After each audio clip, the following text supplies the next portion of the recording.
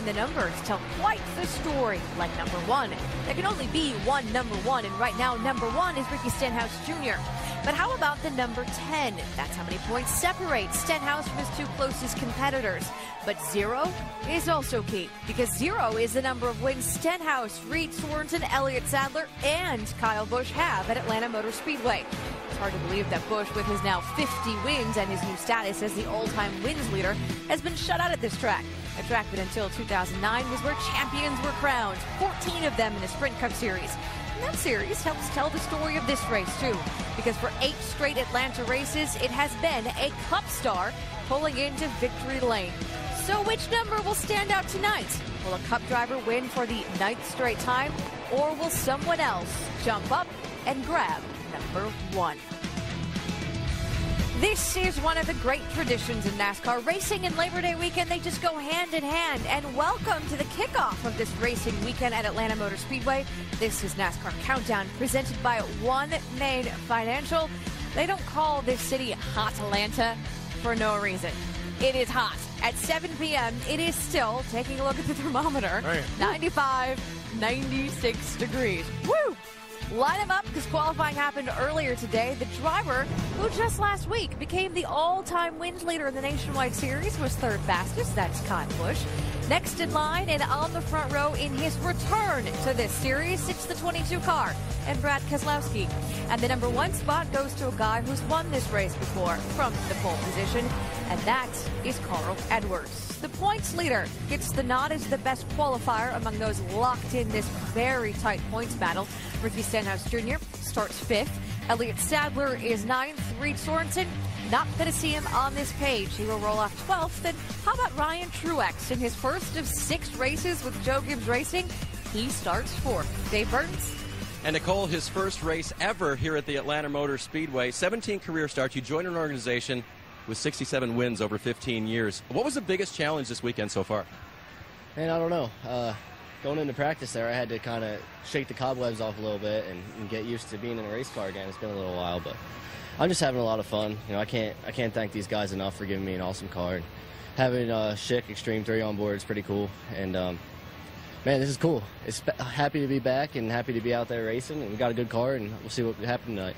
Nicole, if he can translate cool into speed and end up in victory lane, he'd be the 9th driver to win for Joe Gibbs Racing in the Nationwide Series. Very cool, Dave Burns. Not too far from where Dave is standing, you will find our home for the evening, the ESPN Pit Studio. And inside the very cool, it is actually cool compared to outside. It feels great in here. You will find us. I'm Nicole Briscoe alongside Rusty Wallace and Brad Doherty. You know, the past 3 weeks have been very interesting for these teams. We've gone from a road course, then to a short track, and here we are now at a 1.5 mile track. That is not an easy stretch. It's not an easy stretch, no doubt about that. You mentioned about the road course, short tracks, different type of tracks, no doubt about that. But now we're at a 200-mile-an-hour speedway right here in Atlanta. But, guys, one of the biggest things that's got me bugged about this deal is that this is the very first time for this design car to ever run here. The new Nationwide car we've been talking about a lot, never been at this racetrack. So there's a lot of unknowns. These guys do not have a book to go by.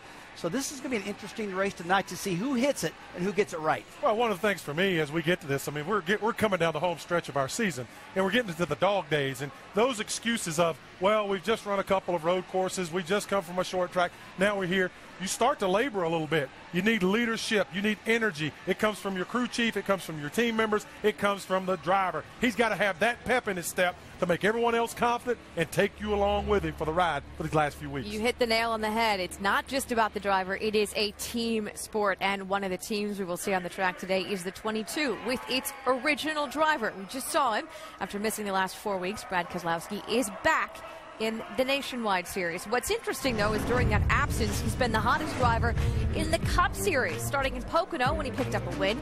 He went on to finish 2nd at Watkins Glen, 3rd at Michigan, and then last week in Bristol, he won for the 3rd time this season. Dr. Jerry Punch. Thank you, Nicole. And Brad, we just documented to folks at home, since you stepped away from the Nationwide car, you've been almost unbeatable in the Sprint Cup car. So the obvious question is, why go back? Well, I made a commitment to everybody on this team, from the sponsors, Discount Tire, Ruby Tuesdays, to the employees in the shop at Penske Racing, that I would drive this car, and I'm going to live up to that commitment I made to them. Share with us the interesting conversation and the deal you made with Roger Penske to maybe get you back in the Nationwide car here tonight. Well, you know, the boss has been taking a little bit of time off with Mrs. Penske, Kathy. Hope she's watching. And so he's missed a couple of the really good runs, you know, Pocono and so forth. So he made it to Bristol and said, well, I want to see some of these good runs I've been hearing about. So I made him a deal. All right, if we run real well at Bristol, then I get to drive the Nationwide car here in Atlanta. So I think Bristol went pretty well. Hey, good luck tonight. Thank you. Brad Keselowski and Nicole, last time he was in a Nationwide car, by the way, the end of July at Indy, and he won the race. Well, winning's kind of been his thing lately, but that's the thing. He's been winning on the Cup side while he's not been running in the Nationwide Series. Would you, if you were his team owner, let him back in the Nationwide Series? Well, I'd probably let him do what he wants to do, but if I was Brad, I don't know if I'd want to go back in the Nationwide Series right now, guys. If he's doing so good in the Cup Series, been flat flying out there. But let's face it, there's a lot of reasons guys like to run the Nationwide Series. I mean, it can be many reasons. A lot of them say they like the track time. A lot of them say the sponsors made me do it. Brad just said, hey, I made a commitment.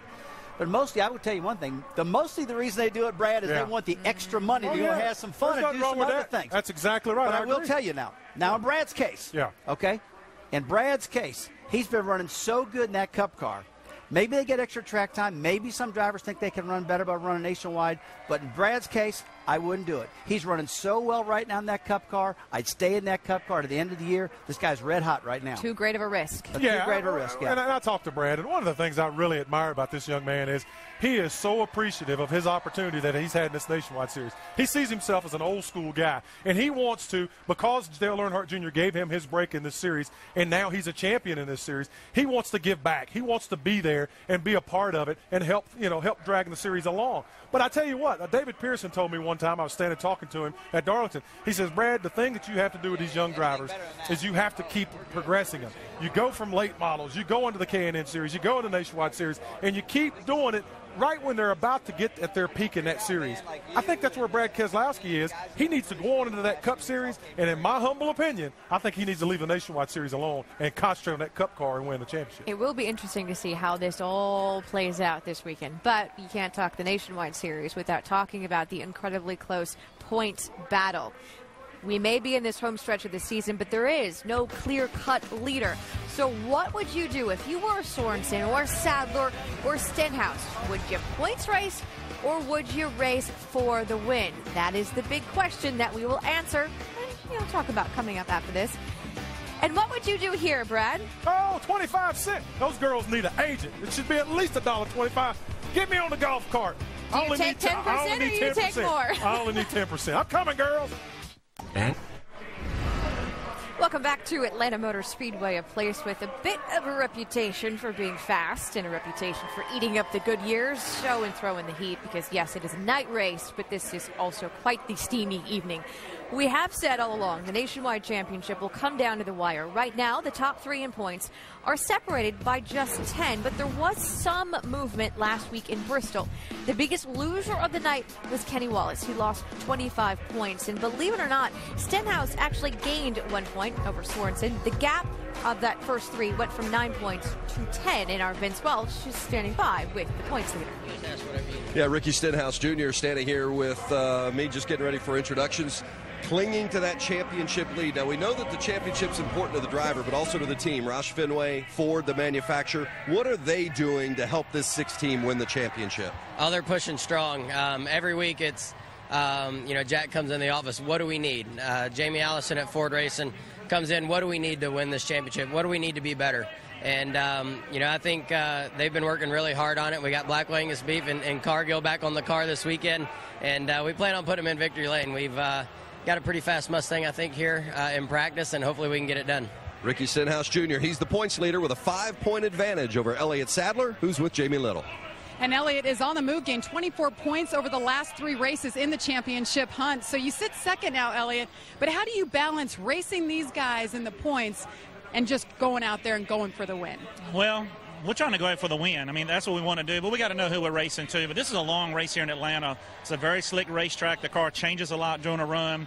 We're going to have a lot of green flag runs here tonight, so hopefully we've set up our car good for the end of the run, and that's kind of what we worked on today. But the One Main Financial Chevrolet team has done a great job. We got ourselves back in the chase. Now we just got to be consistent here over these next 9 races, and we got to start with a good run here tonight.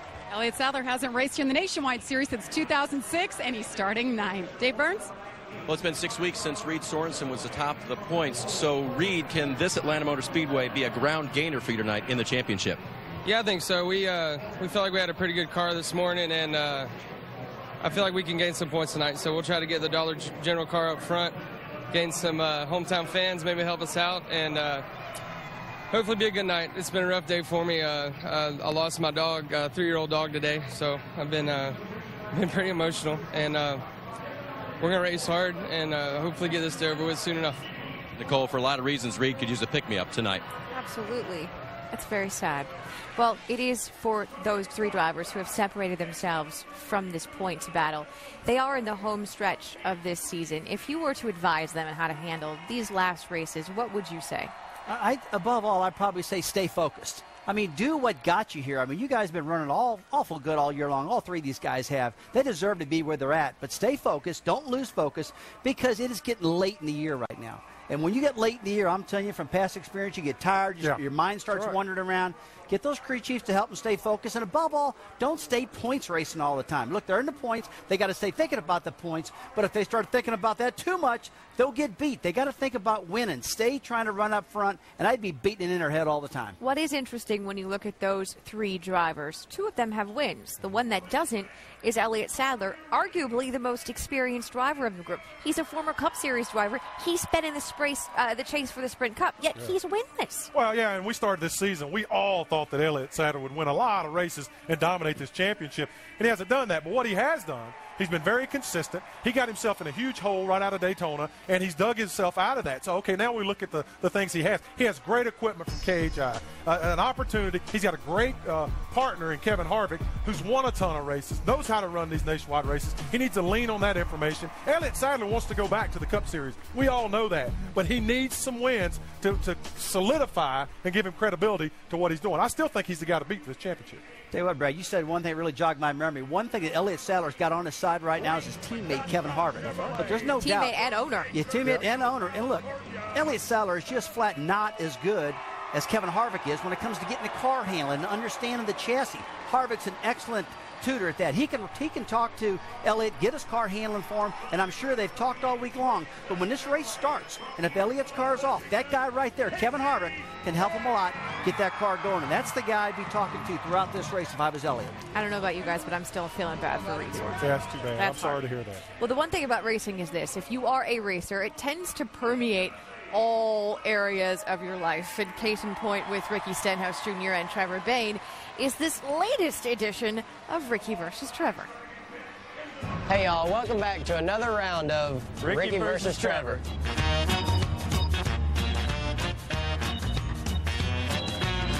All right, so we've had 2 rounds so far of Ricky versus Trevor here on ESPN. I beat you in the eating contest. Yeah, you did. Then we went to Fenway Park. Had a lot of fun doing that. So now what we got? Well, we're going to tailgate today. We have your sponsor on these coolers, Blackwell Angus. We're going to try not to crash them too fast. They are fast. We might pop a wheelie or 2. We got some steaks out here at the halfway point that we have to eat.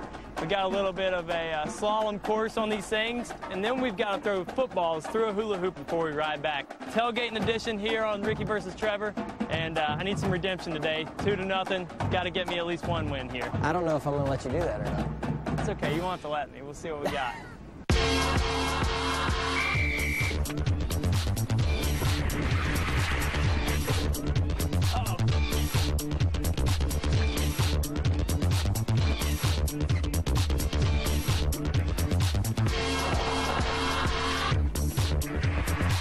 Oh, look at little one.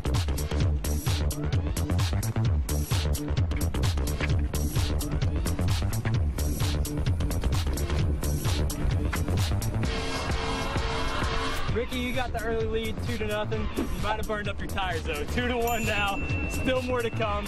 You still beat me right now, though. It's coming close. You got to give Ricky credit. He used a knife and fork to eat his steak. Yeah, but he didn't choose food right. Neither one of them did. I say them boys look at, they're 30 years old, they're going to look back and say, what in the world were we thinking?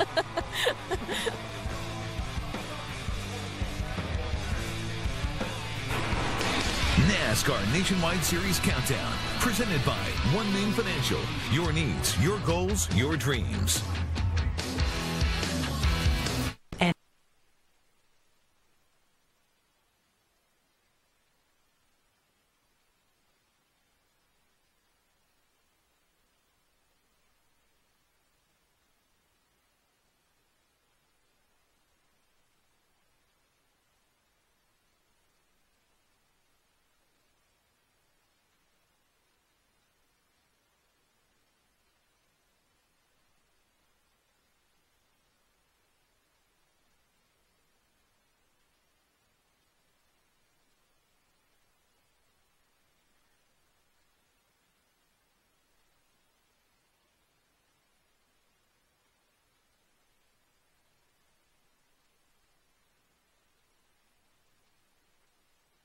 KHI will look differently next season. The question is, what is the timeline for that kind of announcement? Hopefully in the next couple of weeks, that should all be situated and public. So hopefully sooner than that, but hopefully no longer than 2 weeks. Well, certainly change in the air for Kevin Harvick, and what that means for tonight is you've got a new crew chief, Chris Carrier, working, replacing David Hyder. What do you look for in the change with the crew chief tonight, Kevin? Win. That's what we look for. You know, the Rheem Chevrolet has driven pretty good. I hadn't been in a while, but the guys have done a good job. Same guys on the team, so we'll just do what we have to do, and I'm around these guys a lot in the shop, so I feel like you know them all pretty well. And getting back in it is a little bit of an adjustment anyway, but we don't expect anything less than a win. You've won in the trucks. You've won in the Nationwide here. You've won in the Cup here. What's fun about racing at Atlanta for you? It's just every lap is a challenge. Every time you go around the track, there's a bump here or there, and you're sliding, and there's just everything is happening every corner, every lap. So it's just a lot of fun, and we're going to go out and get after it tonight. Kevin Harvick always gets after it, no doubt about it. He'll start 8th tonight, Nicole. Back to that change at KHI. What sort of change we will see, why we're seeing the change. That's the hot button topic around the garage, in and around the garage right now. But let's stick to what we know for certain, Brad. Yeah, I mean, in this sport, and I've been an owner in this sport off and on for a long time, it's very, very difficult. Even when things are going great, it's very, very difficult to manage these race teams and to put a competitive product on the racetrack week in and week out. The one thing I'll say about KHI, though, is we need them in this sport. They have done a tremendous job of bringing a top-level product, a top-notch product to the racetrack, a top-notch organization that's been built from the ground up, and we need more guys like Kevin and Delana Harvick in this series who can stick around and survive. They're a first-class operation, so I hope what we see next year, Rusty, is not a scaled-down version of that. That's right. Well, Brad, I don't know what he's going to do, but I can tell you one thing. As being an owner and a driver, I mean, it's tough, especially when you're running as good as Kevin does in that Cup Series, and something that takes that much focus, the Cup Series, and you're an owner in Nationwide and running Nationwide. There's a lot of things he's juggling, isn't there? That's right. A lot of juggling going on right there. So I wish him well. I don't know what he's going to do, and we'll have to wait and find out. Well, as Rusty pointed out earlier in this show, this is the first time this new Nationwide Series car has raced here at Atlanta Motor Speedway. It's not a new tire, but it's still an unknown for these teams. And Tim Brewer is standing by in the Craftsman Tech Garage with more on that. Nicole, Rusty's exactly right. This is the first time we've run this chassis at any racetrack here in Atlanta. What we have to do, we harvested all our notes that we have today in a practice session. So you can pretty much throw that away because everybody's pretty much flying by the seat of the pants. But the tires, the big emphasis right here. When you've got a brand new sticker tire, you roll off pit road, it sticks like glue. But at the end of a 45-lap run, these tires are worn out. The guys are sliding sideways, and this racetrack hadn't been repaved in 14 years and give up about 10 miles an hour in that period of time. Did I hear him right? Tire fall off? That is not a phrase we've heard a lot this season. I'll tell you what, our Tim Brewer is exactly right. These tires are going to be wore out big time after about 30, 40 laps. They'll be slipping and sliding. So because of that, we're all worried about tire management tonight, Brad. Yeah. I mean, you can go out there and hammer down these things and drive them real hard, but I wouldn't do that. I'd only run as hard as you need to run. Don't abuse these tires because these things are going to get mad.Ey're going to quit working, and we're going to have a ton of fall off, and that's not going to be good. Well, and I think you're right. I think the good thing, yeah, exactly right. What good could come out of it, though, is guys are going to have to drive the heck out of these darn race cars to make them go forward because of the fall off. I don't know if you saw the Truck Series race last night, and congratulations, by the way, to our old buddy Ron Hornaday, his 49th career Truck Series victory. But those guys were driving the wheels off those things. Clint Boyer was coming like a madman in those last few laps. Looked like he had a hornet's nest under his seat. He was wheeling that thing. So I'm hoping tonight we see those guys get out and have to drive these loose, slick race cars. Should be fun. It could lead to some interesting strategy on pit road as well. Absolutely. You're going to see guys going out there running hard and all of a sudden pitting early, short stopping we call it, to get those fresh tires on or to keep that speed going. Although there might be some guys stay out there like Ron Hornaday did last night and just milk that fuel mileage, and he won that thing barely over Clint Boyer. Yeah. But I do think you're going to see a lot of short stopping, Brad. I think you're right. So the fans really need to be up on the edge of their seats and pay attention to this, just simply because the racing could be very exciting. You don't need to watch up front all night. Look back through the field and watch these cats running 16th, 17th, and 20th, racing one another. Should be fun. We talked just a second ago about the experience. The Cup stars normally win at this track. is tire fall off and their experience. Do they go hand in hand? Well, experience is great, no doubt about that. You got to have experience, but I will tell you, your experience isn't going to work at all unless you got a fast race car. You got to have a fast car in order to use that good experience. That's exactly right. I got a little nugget for you, too. Oh, really? Kyle Busch has never won a nationwide race here. He never has. His So get you some of number that. is 0. And, oh, by the way, he's also the all-time wins leader in this series. Another interesting thing, do you keep the set of tires to the end of the race? Do you wait? Do you not? All things we will see play out when we go 195 laps from Atlanta Motor Speedway. Coming up in 20 minutes. Do not go anywhere. We'll be right back.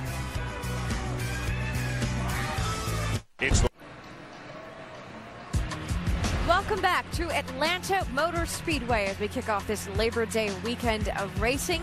It's a hot and steamy night with a very close championship battle on the line. Of course, last week we saw Kyle Busch score his 50th win in the Nationwide Series. Tonight he will roll off third.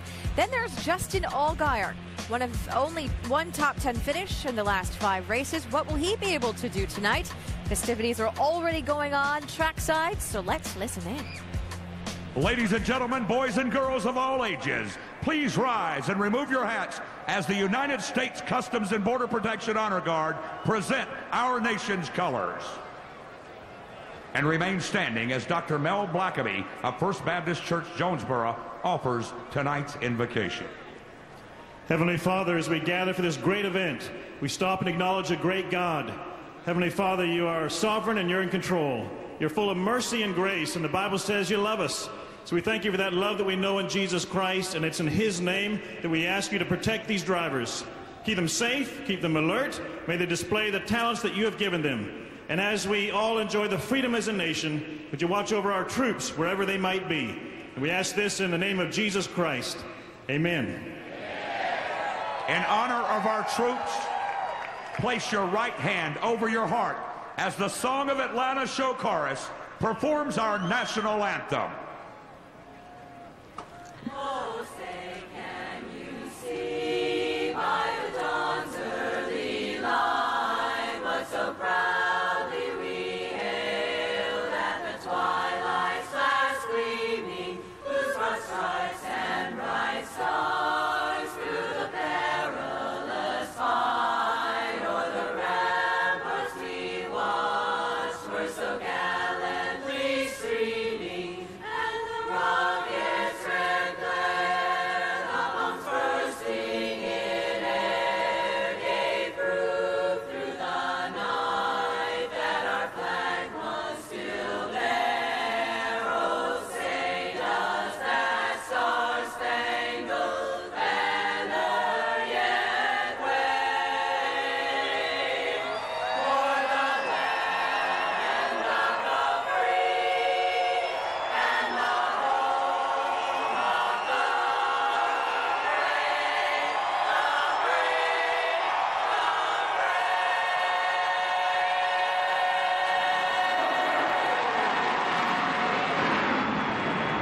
Let's hear it for the Song of Atlanta Show Chorus for their performance of our national anthem, and special thanks to the F-15s of the There is Jason Leffler climbing into his car. He will start 16th tonight. Keep in mind, if you're looking for him, he's not in his usual 38 car. He is in the 30 car.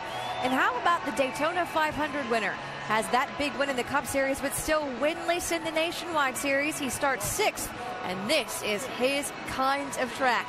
When we come back, we'll get ready for 300 miles here from Atlanta Motor Speedway. Don't go anywhere. NASCAR Nationwide Series at Atlanta is brought to you by Nationwide Insurance. Enter this code at codespotter.com for a chance to win one-of-a-kind NASCAR VIP experiences. And AutoZone. Parts are just part of what we do. Get in the zone. AutoZone.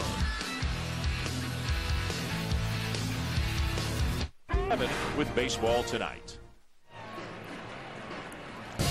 ESPN wraps up the holiday weekend with an ACC battle Monday night as Lamar Miller leads the Miami Hurricanes against Danny O'Brien and the Maryland Terrapins. And which new coach, Al Golden or Randy Edsall, will earn a win in their ACC debut? It's college football prime time as part of Dick's Sporting Goods kickoff week on ESPN Monday at 8 Eastern, and also available in spectacular 3D. We are back at Atlanta Motor Speedway, where some of our crew has been quite successful, including Rusty Wallace. In 1989, you may recall this was the race where he was crowned the Winston Cup champion. Sir, I have to say that's a very spectacular move. Nice little hopping. That was good. Thank you very much. Tim Brewer, also successful here with Bill Elliott, got the win in March of 1992. And I know you know this guy. That's Dale Earnhardt Sr. in November of 1995. And how about his crew chief, Andy Petrie? Not to be outdone, it is one Dale Jarrett in March of 1997. If you tally him up, this has been a successful crew. We've Brad had a good Doherty, run. we left you off the list, didn't we? Yeah, no, wait a minute. Come on, let's get Brad a little bit of luck. He's had 3 second-place finishes on a quarter mile out there, so that counts also. See, Marty Reed, this is the handful that I have to contend with here in the pit studio. I hope that your gang up there in the booth is a little bit nicer, a little bit easier. Absolutely. Hello again, everybody. Dale took me around the track on Thursday, part of the Coca-Cola deal, and gave me a good ride. So I've actually been around the Detroit racetrack, and it helped actually understand what's going on, because two things that we learned from the Camping World Truck Series race last night: tires are supreme. I mean, you need them every chance you get. And fuel. We saw that fuel strategy came into play because long green flag runs. And we are down 15% this year on cautions compared to last year. So let's start with the tires. Yeah, no reason to think this is going to be any different tonight. This is a racing surface that is worn out. It abuses the tires quite a bit. No doubt that the drivers are the stars, but the tires are king here tonight. And the driver that learns to go the fastest and save his tires for those long runs is going to be the one out front at the end of this race. And the crew chiefs have to manage that. They have to watch those monitors and monitor that speed and how much that speed falls off and make that decision when to bring them down pit road. A lot of times they'll pit short under green, and then at the end of the race, that pit window may come into play if it gets down to it. Let's quickly talk about the top two in points, because you talked to Elliott Sadler before tonight's race. Qualified ninth, but wasn't real happy. Yeah, he qualified okay, but he was not very enthusiastic about his race car. Wasn't exactly sure what they may have here tonight. And there you see his finishes as he has narrowed the gap from 29 4 races ago to 5 right now. Let's find out what happens as we go trackside. Race fans, it's time for those most famous words in motorsports. Here to give the command, please welcome our Grand Marshal, Great Clips Chief Executive Officer, Rhoda Olson. On behalf of all of our great franchisees and 30,000 incredibly talented stylists in our salons across the United States and Canada, welcome to the Great Clips 300. It's going to be a great race. Drivers, start your engines.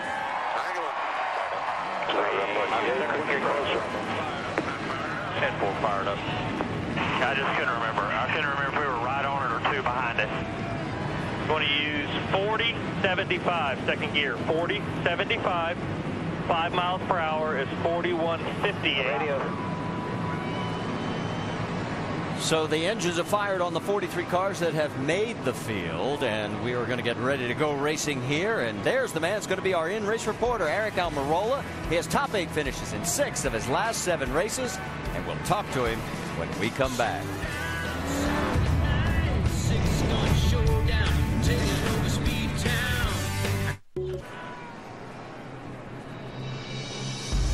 Welcome back to the NASCAR Nationwide Series here at Atlanta, the Great Clips 300. Make sure to go to NASCAR.com for all your latest NASCAR information. Across the top of the screen, you'll see the starting field, a couple of DNQs. Unfortunately, Brian Keselowski and Mike Harmon did not make the field. And 2 cars going to the rear, TJ Bell and John Jackson. And of course, the man that's going to be starting this race tonight in the 11th position in the 88 car. That car won last year with Jamie McMurray in that ride. This time it's Eric Almirola. He picked up 1 spot in the points. He's 58 markers behind in the championship chase, running in 4th. Let's talk to him, DJ. Hey, Eric, Dale Jarrett, ESPN. You have a copy? Yes, sir. All right, Eric, thanks for talking with us tonight. Our first question comes from our ESPN mailbag, and Nick in Crofton, Maryland asks, do you think you and your team have what it takes to break through and get that first win tonight, as well as climb into the championship contention?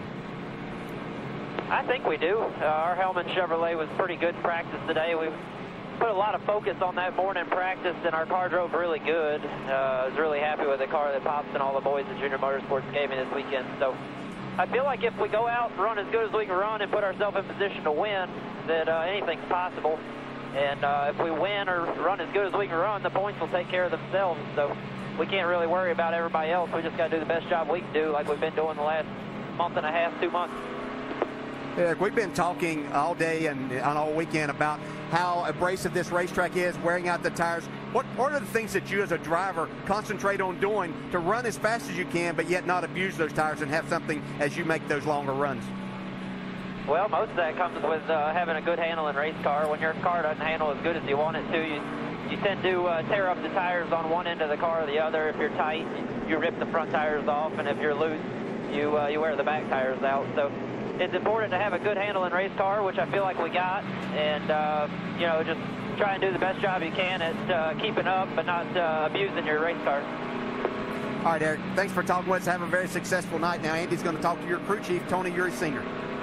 All right, thanks. Hey, Pops, Andy Petrie in the booth. You got us? Four, I got you. Hey, Tony, we heard them talking about tires, and we know just how valuable a set of sticker tires would be late on pit road, late in the race. Will you guys do things to maybe conserve and save a set of tires for that last pit stop late in the race? Well, I don't know that you can conserve and save. We're just hoping the cautions fall right so that we have enough tires, you know, for the night. When we start getting those 25-lap runs, the cautions come out, and we start using up tires. We only got 4 sets of tires laying here on the ground, so we can very easily run out of tires before the end of the race. So it's really a hard race to call, and, you know, hopefully to make it easier on us, the cautions will fall right so that we don't run out of tires before the night's over. Okay, Pops. Good luck tonight, and thanks for talking to us. All right, thank you. Let's show you the rest of our onboards. Obviously, we have one with Eric Almirola, as we've also got him with Elliott Sadler, Ricky Stenhouse, Jamie McMurray, Justin Allgaier, Kevin Harvick, Casey Kane, Carl Edwards, and Stephen Wallace. Our over-the-wall reporter is the rear tire carrier for the number 14 of Eric McClure. That's Chris Justice. He's hard at work. Chris, you guys be safe down there, and thanks for wearing the camera for us tonight. Let's take a look at our Goodyear track facts for here at Atlanta Motor Speedway, and I don't think we can wear out the subject of this track because it's worn. Yeah, now you see the 24 degrees of banking. That's significant. It keeps the speeds up, but we can't talk enough about just how worn this is and how abrasive it is. That'll be one of the keys tonight, is who can make their car go the fastest on these older tires. And you see that pit window, 55 to 60 laps? That's about how far you can go on a tank of fuel. We probably won't see anybody stretch that or even test that pit window until maybe the last run of the night. They'll want to get tires a lot sooner than that. All right, we've got a quick moment. We can check in one more time from pit road. Let's quickly go to Jamie Little. Well, Marty, for the first time in 11 races, Ryan Truex is back behind the wheel of a race car. But it's not just any race car. He's in the 20 Joe Gibbs Racing machine. And so far, he has turned some heads. He was fastest in final practice and then went out and qualified on the second row for his first ever start in Atlanta. The team's expectations are modest, but Ryan Truex could be the dark horse. Dr. Jerry Punch? Well, Jamie, last year, NASCAR Sprint Cup driver Casey Kane had the fastest nationwide car here at Atlanta until the race began. You know, after qualifying on the pole, his car in the track got very free. He slid back in the pack, had contact, and finished a disappointing 19th. Now, today in final practice, crew chief Stuart Cooper spent most of that session building in adjustability for the car, hoping that wouldn't happen again. This race, very important to this team. The race sponsor, Great Clips, also the car sponsor. And by the way, these are the same folks that gave Casey Kane his very first nationwide win at Homestead back in 2003. Vince Welch. Jamie McMurray is making just his third nationwide start of the season. He's in the 7 car for JR Motorsports. He drove for this team here last year and won the race in the 88. When I talked to him before the race about what kind of car he has for tonight, he says, I wish I could tell you. I just don't know. It's a fast track, low grip. It's going to be a handful. McMurray hopes he's got a good one tonight, Marty. All right, thanks, guys. TJ Bell, John Jackson missed the drivers, meaning TJ Bell is going to miss the start. He's on pit road to the right of your screen. Pace car is off. Carl Edwards taking the outside. 3 guys have won this race from the pole. Carl, the last one to do it in 2005, and the Great Clips 300 is green.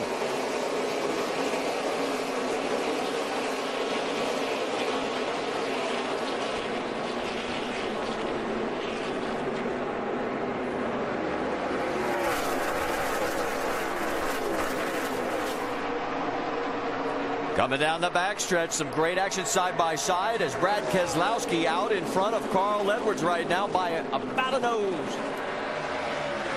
We'll see if this momentum that from that high side, that's what Carl Edwards had in mind, that he would be able to carry that to the start-finish line. Was able to do that this time, but Brad Keselowski hanging tight on the bottom.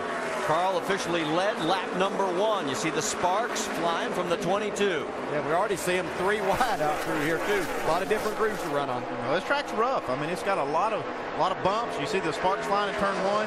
That'll get a little better when the tire pressures come up, but you're going to see sparks fly all night.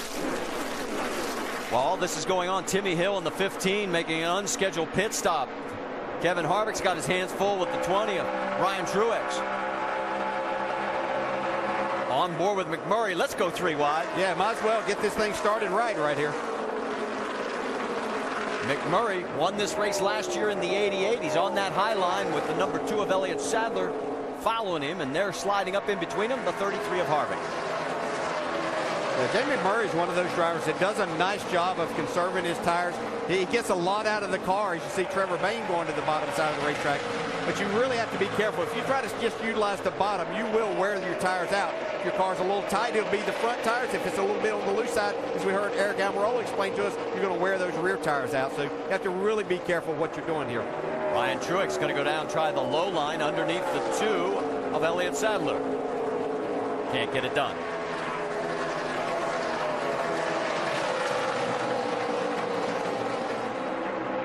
So far, the 7 of McMurray and the 2 of Sadler hugging the high side of the track.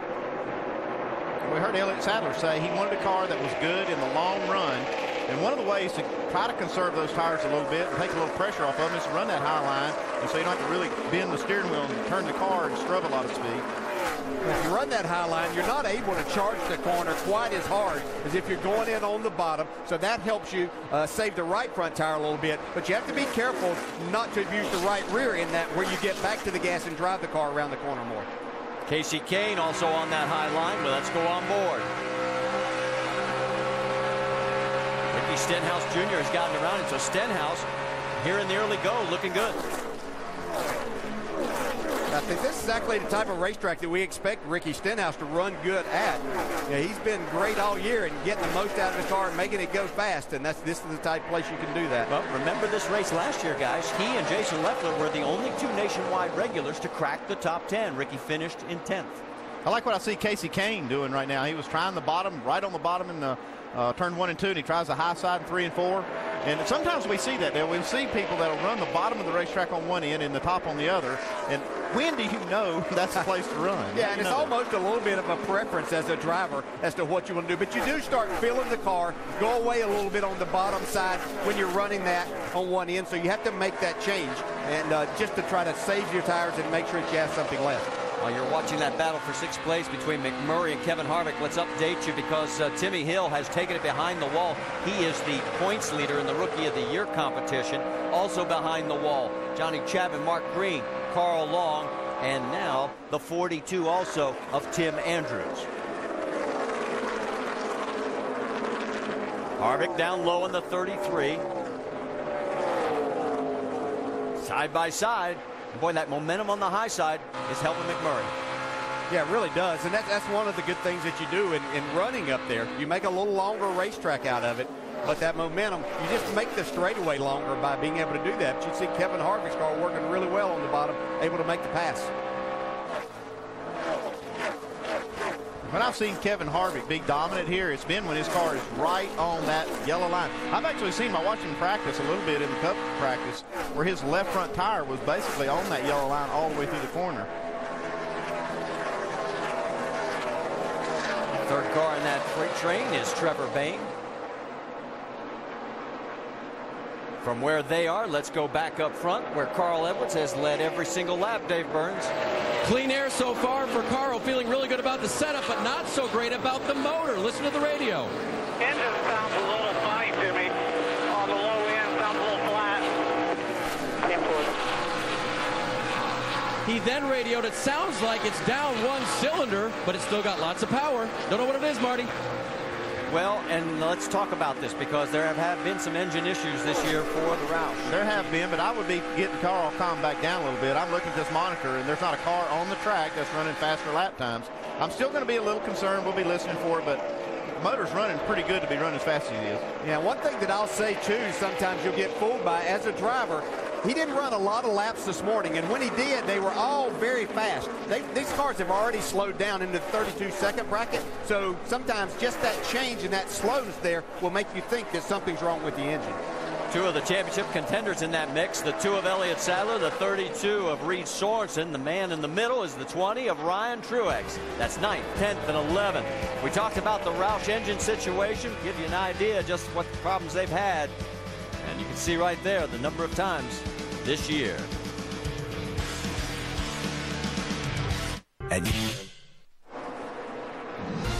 This week on baseball's biggest stage, AL Central rivals battle from Comerica Park as Paul Konerko and the White Sox look to make up ground in the division when they take on Miguel Cabrera and the Tigers. Sox-Tigers, ESPN2 Sunday Night Baseball is presented by Taco Bell as part of the Hunt for October. That's at 8 Eastern. Back here at Atlanta Motor Speedway, we have completed 16 of 195 laps. You're looking at our race leader, Carl Edwards. He has led every single one of those laps. Radioed in that he was hearing something in the engine compartment, but so far still well out in front. Second place is Kyle Busch, a full second behind in that 18 car. Brad Keselowski in the 22 is third. Ricky Stenhouse fourth. Kevin Harvick rounds out your top 5. You know, one thing I love about this track is when you see these cars, they can get completely out of shape and bring them back. That's a 1.5 mile racetrack where you're going this fast. It's hard to do that at most of these tracks where you're going this fast. But this combination of the surface and the tire, you can see those cars get completely sideways coming off the corner. Thank goodness you can, because we'd have you have a caution after caution if you couldn't. You see these cars, every one of them almost sideways coming off the corner.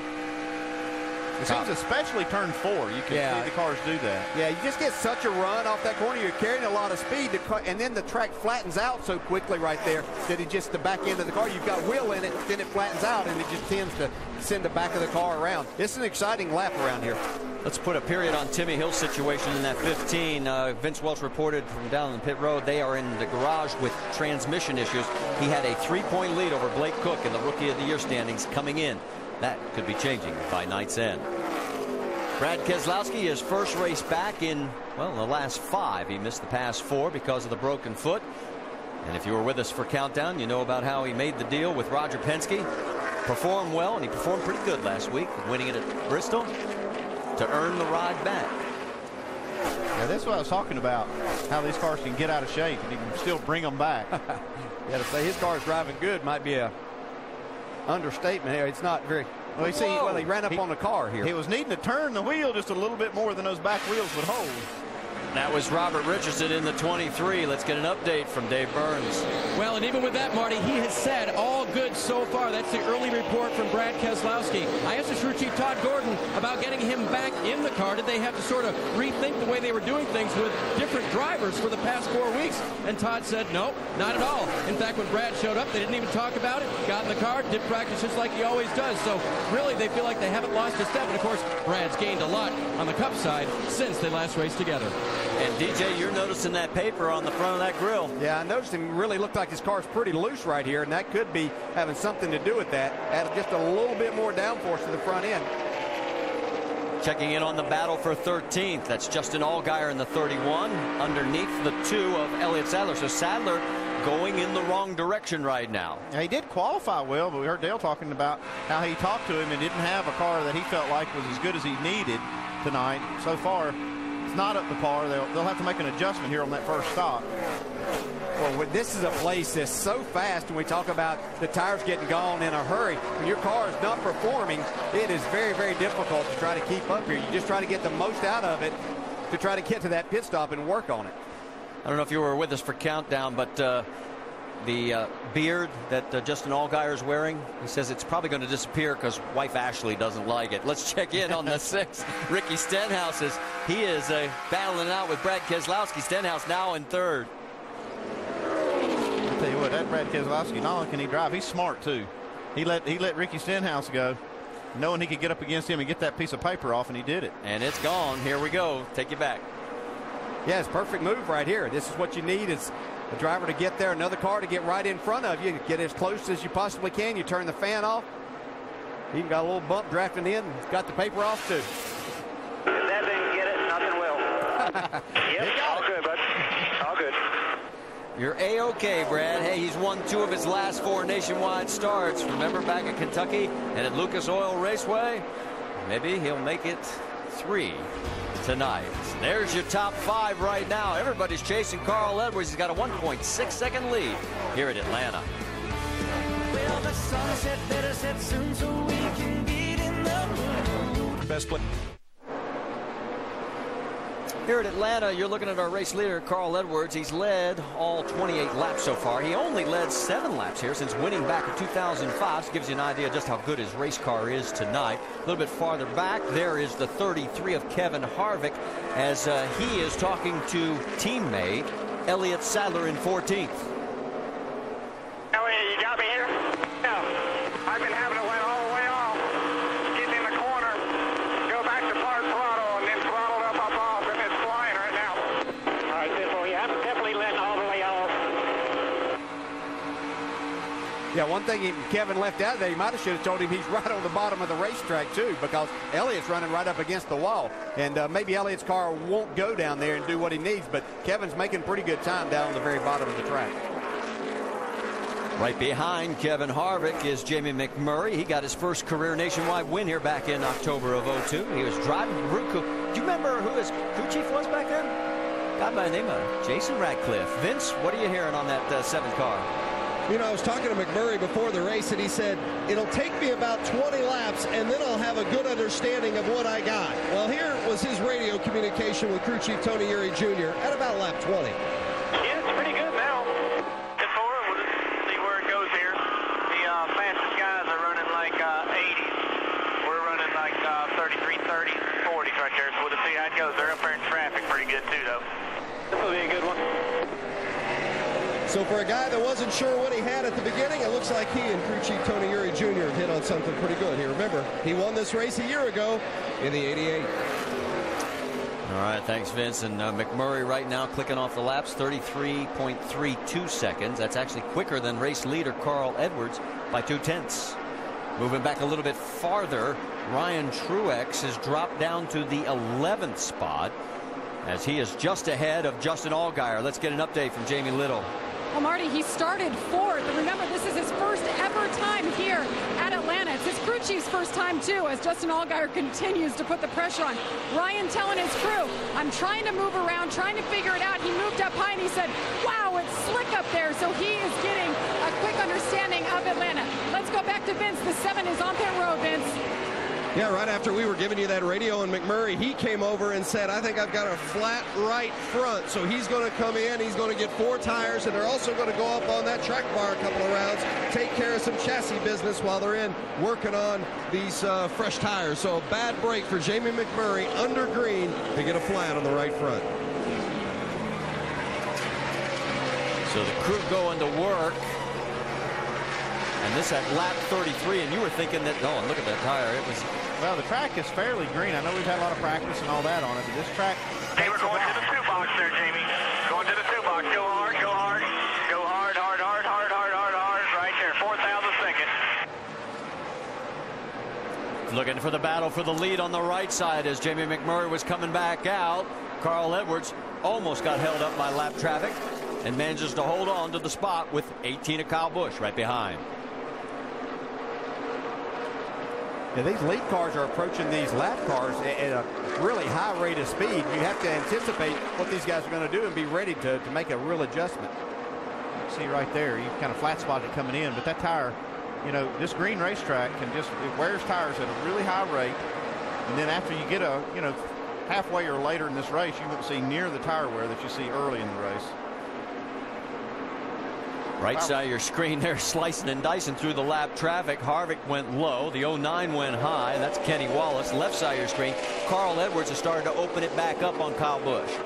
After seeing that tire off of McMurray's, if I'm one of those crew chiefs down there for one of the lead cars, I'd be a little concerned about that. And I'd be watching these lap times very, very closely. And if I see him fall off drastically, I'd bring him down pit road before he has a problem. Let's go back and show you what happened with the 33 getting around that 22.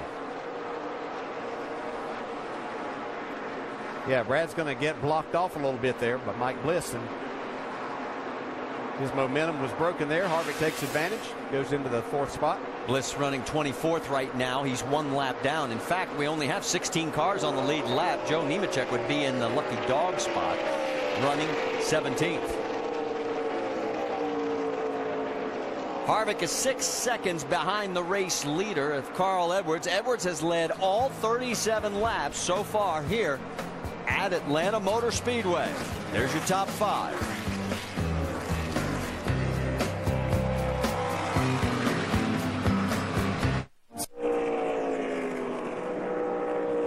Our first caution of the night is out, and you can see the reason why. Just look at the right side of the 14 of Eric McClure, as we have completed 42 of the 195 laps. And a tough break for Eric because they were working hard, and just a little too hard there. Yeah, that's one of the dangers of running that high line. You don't have much room for error up there. You got a little bit loose and slap the wall.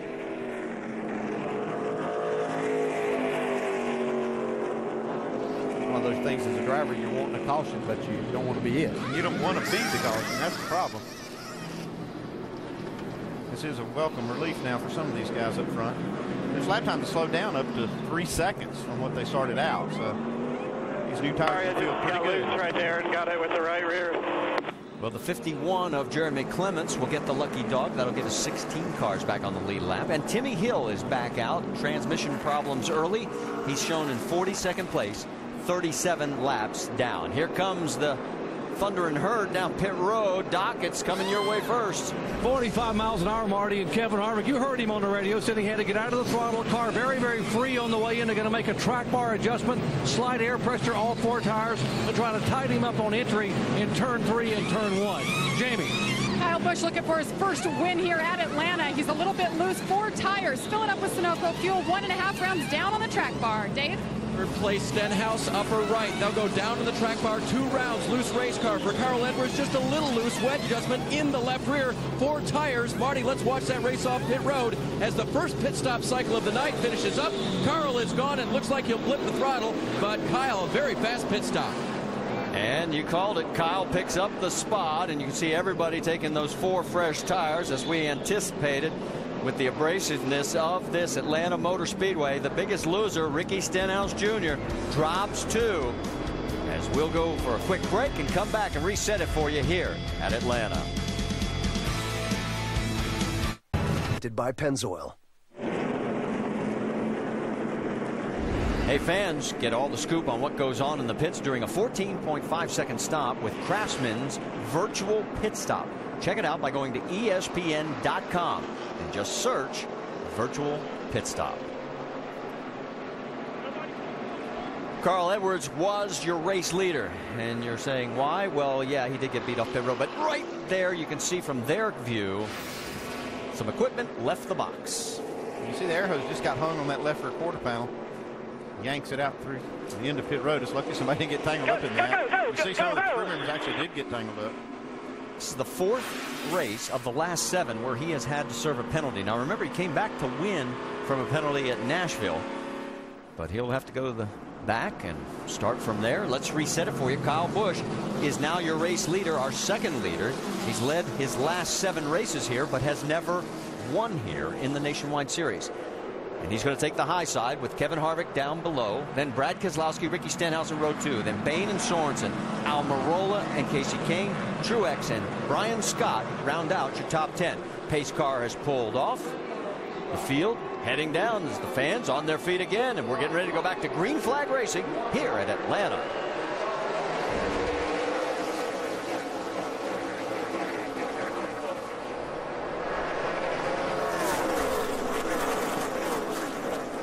Harvick gets a big run on the bottom.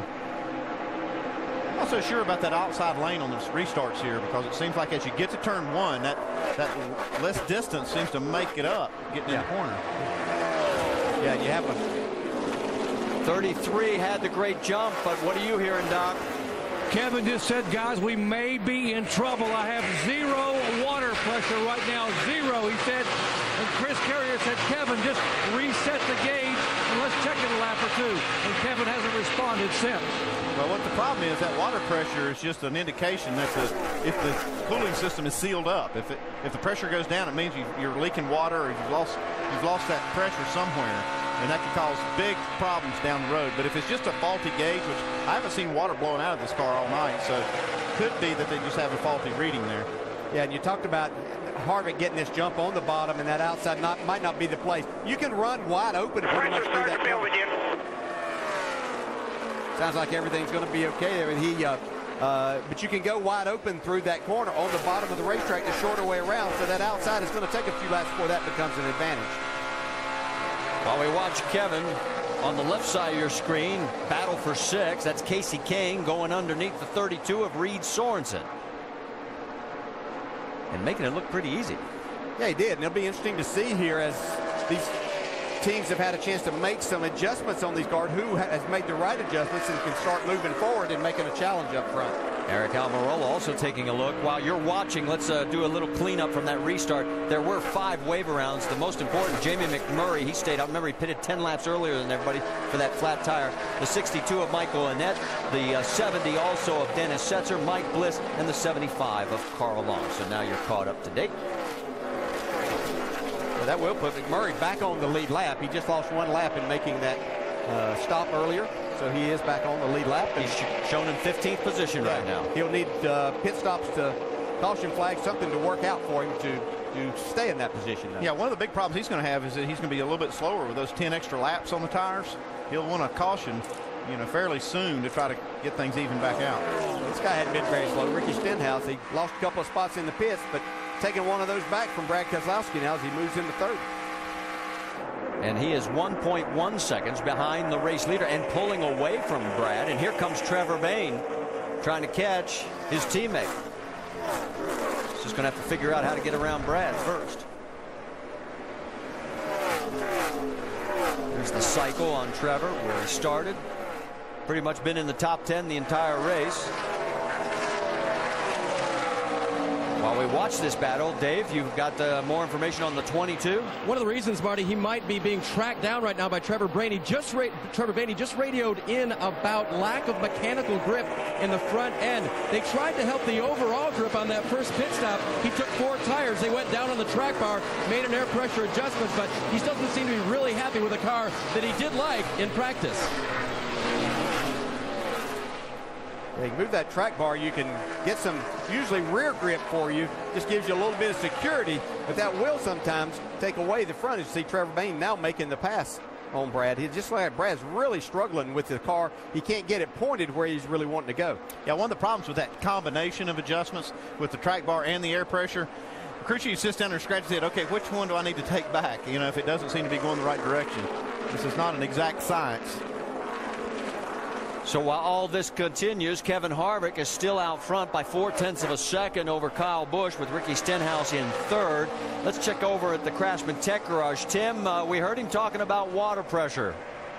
Marty, these are sealed systems that we use on the cars. We don't use radiator caps. Before the race, we actually pressurize the water system through this valve right here. Then once you pressurize it, you're locked in. But we'll set that pressure at 50 pounds, maybe 60 pounds. But when the driver looks over there, it doesn't have any water pressure, it's an indication to him that he's got a hole in the system somewhere. Guys? And while you finish up, what a great battle. Look at this. 5 cars. Whoa, Allgaier on the right side. And look at the poor 20 of Ryan Truex just gets passed by 3 of them now. There goes Carl Edwards, Brian Scott, Elliott Sadler. We've seen Ryan Truex in the middle of a 3-wide battle a couple of times tonight. Yeah, he's first time in Atlanta here. He's getting quite a... And I wanted to ask you, your first time here, what was it like for you?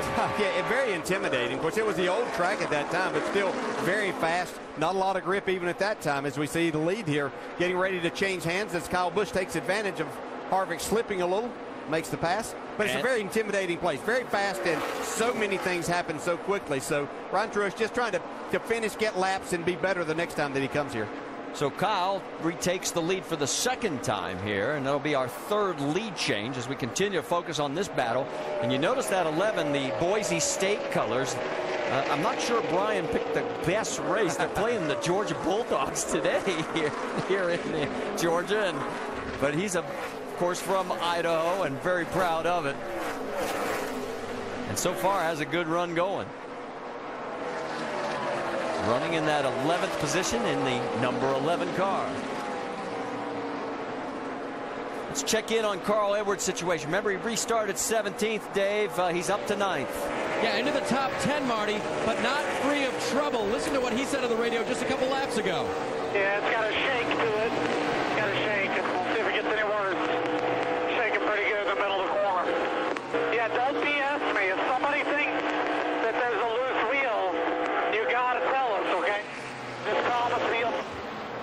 Boy, look at this battle up front. All of a sudden, Kyle goes from being first back to being third, and Ricky Stenhouse wants a piece of the lead. Yeah, Harvick trying to block him in there, but Ricky's not having any of that. A little tire smoke flying. The 28, Derek Cope gets out of the way, realizing I'm in a bad spot. Harvick digging hard on the bottom. You'd think this was the last lap. We're only working lap 59. Oh, we saw, Kyle Busch took the lead from Harvick. Looked like he was just going to take it easily. Next thing we know, they got a three-way battle for the lead. Got more lap traffic coming up in front. That's Morgan Shepherd. Everybody clears safely. Harvick down low. He's been hugging that bottom since the start of the race. Wow, this is great racing. It's hard to stay on the bottom. One of these cars running this hard, as loose as you have to run them, like Kevin Harvick's doing there, and stay with Ricky Stenhouse, who's also doing a great job on the outside. Stenhouse officially has led 2 laps so far tonight. He's our 4th different leader. They're side by side coming out of the corner. Kyle Busch has the best seat in the house, but he doesn't want it. He wants to be in front of it. I'm pretty sure Kyle's sitting there thinking, you boys just wear your tires out, and then I'll make an easy pass for the lead here in about 20 laps. These 3 still going after each other. Here comes Kevin again down low. Kyle's going to take the rim ride. Kevin Harvick's just got a little deal there, that running right on that yellow line. That left front's just digging right on the line. It really works for him. Well, so far they're running nose to tail here at Atlanta. 61 laps complete.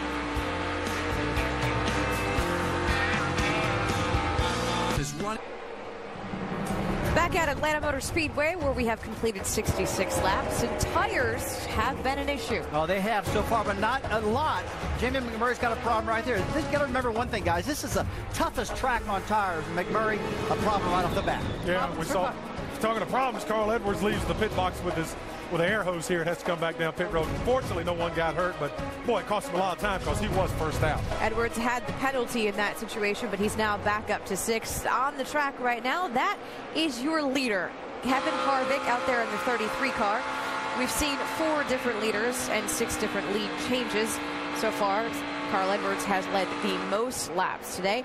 A little bit on the low caution side. Only 1 for 4 laps. And if you're keeping track of the points lead, Ricky Stenhouse, who is in 2nd, right behind the leader.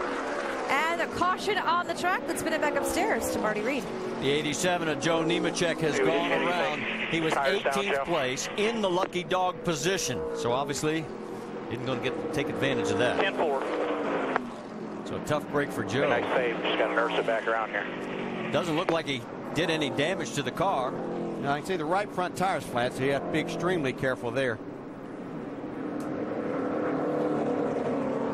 I guess we'll be wondering if it was the tire that caused the spin. Yeah, Sue, I got a flat tire.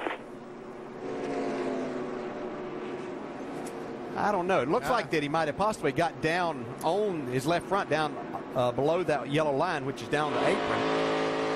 Now, he just got loose before that. Clear. I wouldn't think that was the right front tire. Caution will be out here. Caution's out. It just got loose. The flat tire is just from the spin. So as you can see, everybody up on the wall as we'll hear at lap number 70. As this is an opportunity for Carl Edwards, who had worked his way back into the top 10. He was up to 6th. And as we mentioned, no free pass this time because Joe Nemechek was in the lucky dog position. Last time most of the leaders stopped was back on lap 43, so we made 26 laps. And again, tires are going to be the issue, guys. Well, they are going to be an issue, and it's going to be an issue the rest of the way, because if they're going to put tires on now, and they're going to have to last them about 42 laps on average. They've only got 3 sets of tires left. They put a set on now. They're going to have to run them about 40 laps or 42 laps before they make that next stop. This was the kind of the perfect scenario for Jamie McMurray, who needed to get tired. So he's going to get a break by getting in here with everybody else. He'd moved back up to 11th already. Yeah, he pitted back on lap 33 when he had his tire issues. So he had made 36 laps on his set of tires. Here they come down pit road. Looks like we're going to send to Dr. Jerry Punch first. Kevin Harvick coming in, Marty, and this is his 29 Cup crew that's pitting the car. Kevin said the car is better, but they want to go one more round on the track bar. Still free entering the corner, 4 tires, and top it off with Sunoco fuel. Left lower part of your screen, Trevor Bayne. But the car is tight in the middle of the corner. They're going to go a half round down on the track bar, 4 tires, but the car really coming to Trevor. Jamie. Kyle Busch, upper right-hand side, said those last adjustments helped. He's still a little bit loose down on the track bar. Sunoco fuel. He's more frustrated about the horses under the hood, Dave. Lower right, second place, Ricky Stenhouse Jr. Tick free on entry, tick tight in the center, snappy free off. Just a half round down left rear wedge, half pound out of the left front tire. It's a little bit slow, it looks like, guys. He loses a lot of positions on pit road. 18 seconds on the pit stop, and look at the race off pit road. Kyle Busch's team does a great job, and Carl Edwards picks up 3, and Stenhouse loses 7. How about Brian Scott's team? Picking up 7 positions for him, and Brad Keselowski also loses big in this deal. He drops 5. So we'll reset it for you when we come back to Atlanta Motor Speedway.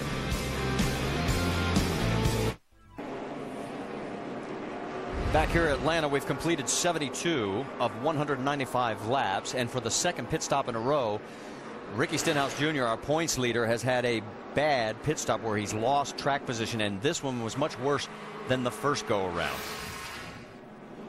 See, the car comes in, and we're going to watch this real time. You can see we're going to be timing it. You see the right side. We're looking for about a 6-7 second drop on the right. 6.3, that's a pretty good drop. It looks about 4 seconds on the jack. We get right at 4 seconds. Right here, you're looking for about 4 more. Get about 7 more seconds it takes on that left side. He lost 2 spots the first go around, 7 on this one, and the pit crew got together, and let's listen in. Here, guys, we got to do better than that. We can lose 1 or 2. Can't lose this many. Not on this racetrack. We'll get them better. So that was Ricky, and a different Ricky Stenhouse. I mean, you notice there he's being cheerleader. He's not chewing his guys out. No, it's just one bad stop. I mean, you're going to make mistakes. Just try to minimize them, especially when you're running for a championship. Well, Kyle Busch has taken the lead off pit road on both pit stops. He's going to start. And this time he's down low. Kevin Harvick side by side. Edwards, Bayne, Kane, and Sorensen, your top 6, and we're racing again. It's like Kyle may have learned something from the last restart. Yeah, the bottom side. Any doubt, yeah. We'll see if that's had anything to do with it, or Harvick's car just that good on new tires right here. We can let you know that the 51 of Jeremy Clements is being posted. He did not line up properly for the restart. He'll have to do a pass-through penalty. Trevor Bayne now has a little track position. See what he can do with it. Looking for his first ever Nationwide Series win, and he is right there behind the 18 with the 33 of Harvick on the high side. Here comes Reed Sorensen into the mix as well. He's side by side with Carl Edwards.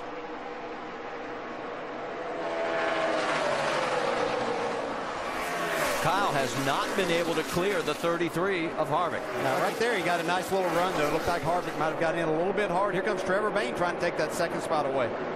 So just as we said, he didn't clear him. Not only did he clear him, he took about a 5-car length lead. Here comes Carl taking a look inside of the 16. Thinks better of it.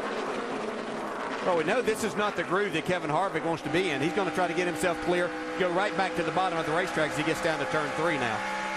So it's Busch, Bayne, Harvick, Edwards, and Kasey Kahne. And look at Brad Keselowski. He's trying to go underneath the 32 of Sorensen and does. Yeah, it looked like Brad and them stayed in and made some changes on that race car. We're a little later coming out on that pit stop, but it looks like it's paying big dividends right now.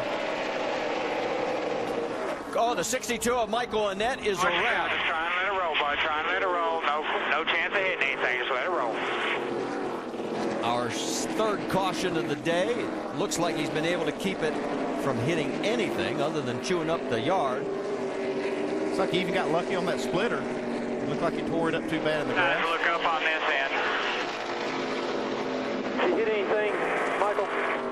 Oh, just the splitter. I don't know if you got a chance to see the splitter there when I went through the grass. Well, the good news is the splitter is okay. He was 21st, 1 lap down at the time of the spin. You can see where the splitter went through the grass, but he got lucky that it didn't tear it up. Grass, not so lucky.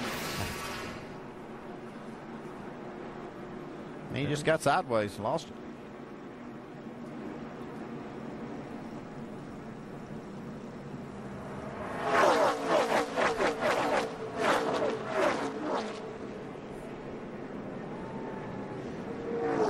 We were already talking about how you're going to manage tires for 42 laps. Now he's even in worse shape.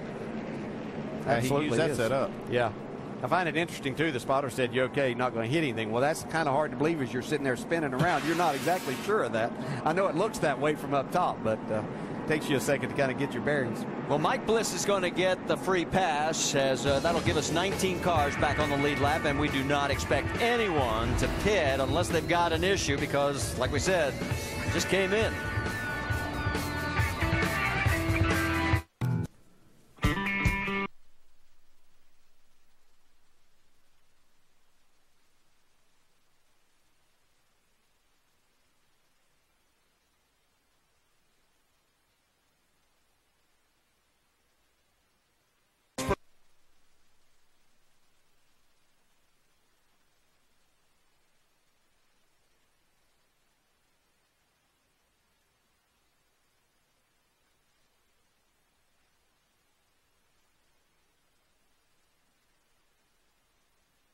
For all your latest NASCAR information.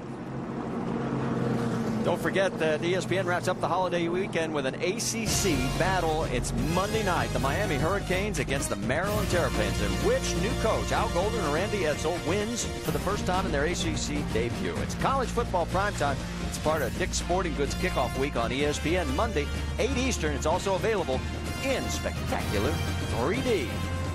Make that football feel like it's coming right at you.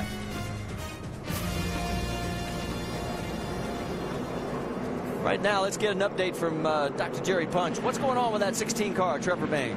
Well, Marty, this is the second week for veteran crew chief Chad Norris to work with Trevor Bayne. And Chad said, you know what, I understand. He is a kid.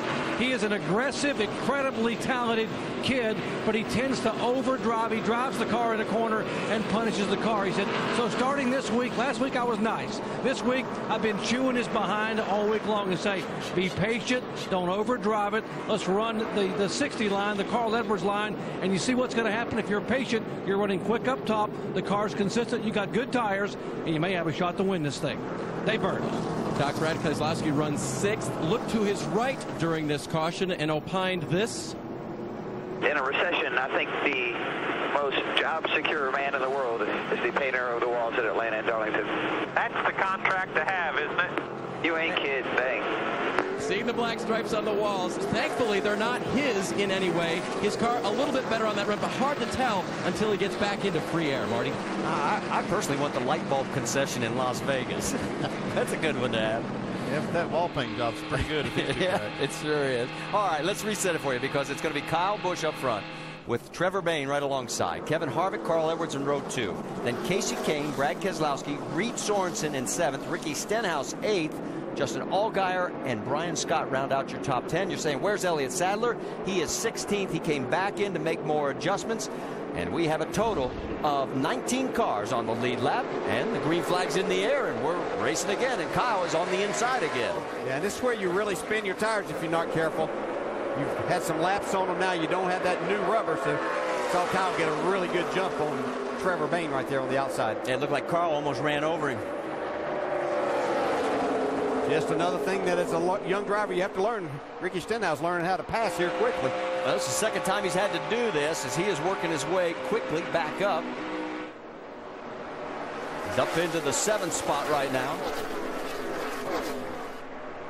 You saw the 2 of Elliott Sadler still riding the high line. As they come across the stripe, it'll be Busch, Harvick, Bain, Edwards, and Kane. Yeah, the one thing about Ricky Stenhouse right now, he doesn't need to get frustrated with what's happening in the pits and try to do anything drastic. He has both of his competitors that he's racing for the championship beat here tonight. If he's just patient and takes his time, he certainly has a top 3 car, where Reed Sorensen and Elliott Sadler are struggling just a little bit more. Side by side with Kasey Kahne. Kane's going to be on pole for tomorrow night's Sprint Cup race here at Atlanta Motor Speedway. Kahne holds him off, and now all of a sudden Justin Allgaier feeling a little racy as he is trying to work his way underneath. Let's get an update from Dave Burns. Car running well, as DJ pointed out, but funny you should mention it, DJ. It's not the kind of night where Ricky Stenhouse, even though he is good in the points versus the competitors, likes to play defense. His crew chief, Mike Kelly, told me this morning, Ricky's a always go out and get it kind of guy. He doesn't like any sort of prevent defense, so look for him to try to win the race tonight, obviously, but run as hard as he can each and every time. And as you finish up, Carl Edwards takes the high side around Kevin Harvick in the battle for third. Yeah, he followed his teammate Trevor Bayne right on around the outside of Harvick. See Trevor Bayne going up there to try to get to Kyle Busch. He wants the lead of this race. Okay, that 16 car has been strong from the start of the race. He didn't have good track position, but if I looked at that monitor, he was one of the fastest cars during both of the early runs. And I really like the line that he's running there. He's not up to the top. He's not on the bottom, so he's not totally abusing the tires, but he's really getting a nice run off the corner, utilizing that Ford horsepower that he has. The Fords are running 2nd, 3rd, and 7th right now for Roush Fenway Racing. Yeah, he's got the outside covered right here. Yeah, Kyle. He's got to run. What's he going to do with it? Here he goes. He's going to go underneath him, side by side, heading for the corner. I think he wanted that outside lane. But hey, he'll take it down here on the bottom, take the lead from Kyle. They do exactly what Kyle just did to you. Slide up in front, and you got it. There you go. Trevor Bayne is going to lead this lap here at Atlanta Motor Speedway. Let's get an update on the 18. Jamie Little. Well, despite all the laps he's led at Atlanta, Kyle Busch has never won here. It's only one of 4 tracks he's never won at in the Nationwide Series. So I asked his crew chief, have you prepared any differently as he works side by side with Trevor Bayne to take the lead once again? I asked him if they'd bring anything differently or do anything to prepare differently. He said no, and then he laughed and said, well, we did bring a brand new race car here, the first one in 3.5 months. They want this win, guys. And now all of a sudden, here comes Carl Edwards as he got a great run, and he is underneath the 18 and may take over and make it a 1-2 Roush position here in the race. Man, you see how Kyle had to get out of the throttle in 3 and 4, and now Carl has to get out of it. See his car wiggle. Yeah, what happened to Kyle down there in 3 and 4? Trevor Bayne got right down on his quarter panel, got Kyle a little bit loose, had to get out of the throttle, that got Carl a big run. On board with Edwards. Trevor Bayne is driving this thing. If he keeps it off the wall, he'll have a chance to win, but he really is on the steering wheel. And it's going to cost him the lead. You saw him getting loose there as here goes Kyle taking a look down low. And just what they were talking about just a few minutes ago from down on pit road about overdriving the car. Be careful. Yeah, you have to be careful with the tires. I know we keep saying tires, tires, tires, but that's what this place is about. And if you try to get too much out of them too soon, then you're going to pay the price. One thing I've seen here tonight, though, seems like the car that gets the lead gets that air on the front of the car, and the car gets looser, and it allows that car from behind to catch back up. I'm not so sure that these cars aren't just getting looser as the night goes on, and that makes it hard to hold the lead. Well, we've already had 11 lead changes between 6 different leaders. Right now, it's Kyle Busch out in front. Trevor Bayne. Back at Atlanta Motor Speedway, we've just seen our 12th lead change of the night. Carl Edwards is back out in front in the 60 car. While we were away, he worked his way around Kyle Busch in that 18. I'll tell you what, he's working the bottom of this racetrack, and Nicole, generally at this track, the top side of the track is the fastest. But Brad, you see Carl Edwards on the bottom there really getting this car running fast. We've seen several cars so far doing that. Yeah, really trying to get a little side draft there off of Kyle. Goes ahead of him. You see Kyle come right back. Both of those cars are super fast, and you see why. Glued to the bottom. Well, those are the guys that are running first and second. How about the guy who is running in third, Trevor Bayne? Yeah, you know, it's been interesting with Trevor Bayne. This is a guy, like I say, he's won the Daytona 500, but he's yet to win a nationwide race, and we keep expecting him to get there. He's so fast. He's got speed. Maybe tonight will be the night that he finally breaks through, Rusty. I'll tell you, that's a good choice right there, Brad. The guy I'm really looking at right now is Kasey Kahne driving a number 38 car. He's been really good. He's our pole sitter for the big race tomorrow, the Cup race here in Atlanta. He's learned a lot. He's understand a lot about tire management. He just moved it into 5th place. In fact, he just fell back to 6th right now, but he's been running 5th, but he's learning a lot about what he's going to need tomorrow in the big 500-miler here in Atlanta. Yeah, Ricky Stenhouse Jr. just got around Kasey Kahne. Taking a look at why perhaps Stenhouse was able to get around him. A bit of a moment. Man. Wow, Kahne just gets right in the side of Timmy Hill right there. A lot of smoke. We'll see if he's got a little damage. I'm sure his crew's talking to him. There's a little dust up right there. Looks like the car is okay, but the right rear tire, Brad, looks like it got scuffed up pretty big time. And we're always talking, as DJ said in the booth up there, tires, tires, tires. That will be a problem for Kasey Kahne. Well, let's get up to speed with Nationwide Insurance and talk a little bit about this championship. Dave, what do you got on the 6 car? Well, he came in as the championship leader. He's led 3 laps tonight, but it got put back when they had a bad pit stop. Still smarting a little bit from that as we check back on the lead. Perhaps there it is. 60 car getting now passed back by the 18 of Kyle Busch. And Kyle will try to squeeze up off the corner. Boy, that was close to Carl. Back to the lead, Busch. Back to Ricky Stenhouse. And the condition of their car, not happy with it, radioed this to his crew. Too loose in, too freaking tight in the center. I can't carry any speed through the center. 3 off. When a driver uses streaking, he's a little bit frustrated. Ricky trying to get back up to the front, and that good clean air. Vince? The 31 of Justin Allgaier came into this race 5th in points. Currently, he's running 8th in the race. A little bit loose in the center to exit, but starting to tighten up a bit. And he is best when he is running the low line through turns 1 and 2. In fact, crew chief Jimmy Elledge said, when I can't see you from the pit box, that's when your times are the best. It's the 100th career nationwide race for Justin Allgaier tonight. Doc? And back behind them in points, Reed Sorensen sitting 10 points behind the leaders. He is 10th in the race tonight. He's a local boy from Peachtree City, Georgia. He started 12th, now being shown in 10th. And according to Reed, the car still tight, middle of the corner. Now, his crew chief, Trent Owens, was the crew chief last night in the truck race for Ryan Newman.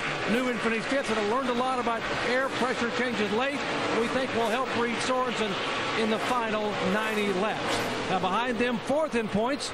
And tonight being shown 12th or 11th on the racetrack, Eric Almirola. Almirola driving the 88 car for Junior Motorsports.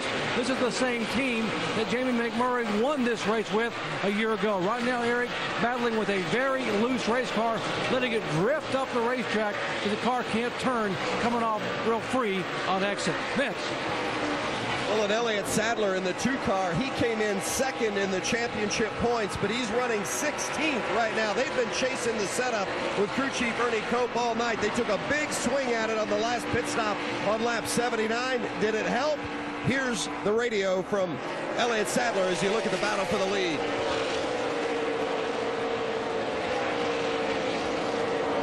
A lot worse this run. We're way looser on entry, way looser on exit, and actually tighter now through the center. So it's not so good for Elliott Sadler, much better for Carl Edwards. He leads Kyle Busch. Nicole? Quite the battle out front. We've just now seen our 14th lead change, and those two are settled out.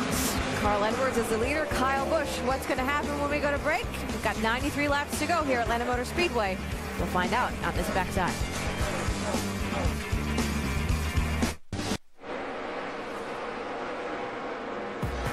Back at Atlanta Motor Speedway, Carl Edwards is your leader. A lot to talk about on this motorsports calendar. The American Le Mans Series comes your way. And the Baltimore Grand Prix tomorrow at 4 Eastern on ABC. Then this weekend is a huge weekend for the U.S. Nationals. It's the Mac Tools U.S. Nationals qualifying tomorrow at 11 a.m. and then 5 p.m. Eastern time on ESPN2. The finals are, of course, Monday at noon Eastern. Also on ESPN2, of course, the NASCAR Sprint Cup Series tomorrow night, presented by Pennzoil tomorrow on ESPN at 6:30. And next weekend, the NASCAR Nationwide Series, once again, races under the lights at Richmond, presented by Jack Daniels. That's Friday at 7 Eastern on ESPN2. 86 laps to go here at Atlanta. On board with the 6 of Ricky Stenhouse Jr., who's currently running in 5th, but just a moment ago, take a look at this. It just gets down in the corner right here. This car has been really loose throughout the night. I mean, he's been holding on this baby back and forth, using a lot of racetrack up. And I would suspect, Brad, that these tires on the back of his car aren't going to last much longer. Carl Edwards is still up front by about 1.5 seconds over the 18 car of Kyle Busch. It is Stenhouse's teammate, Trevor Bayne, who is in third. 5-hour Energy Rapid Recap is going to get us caught up so far with what has happened. If you are just joining us, there's Carl Edwards. At Atlanta, you always have to talk about tires. Yeah, you got to be real concerned about him. And Jamin McMurray, right off the bat, guys, had a problem with his right front tire. The crew's looking at it, trying to figure out what went wrong and make adjustments so it doesn't happen again.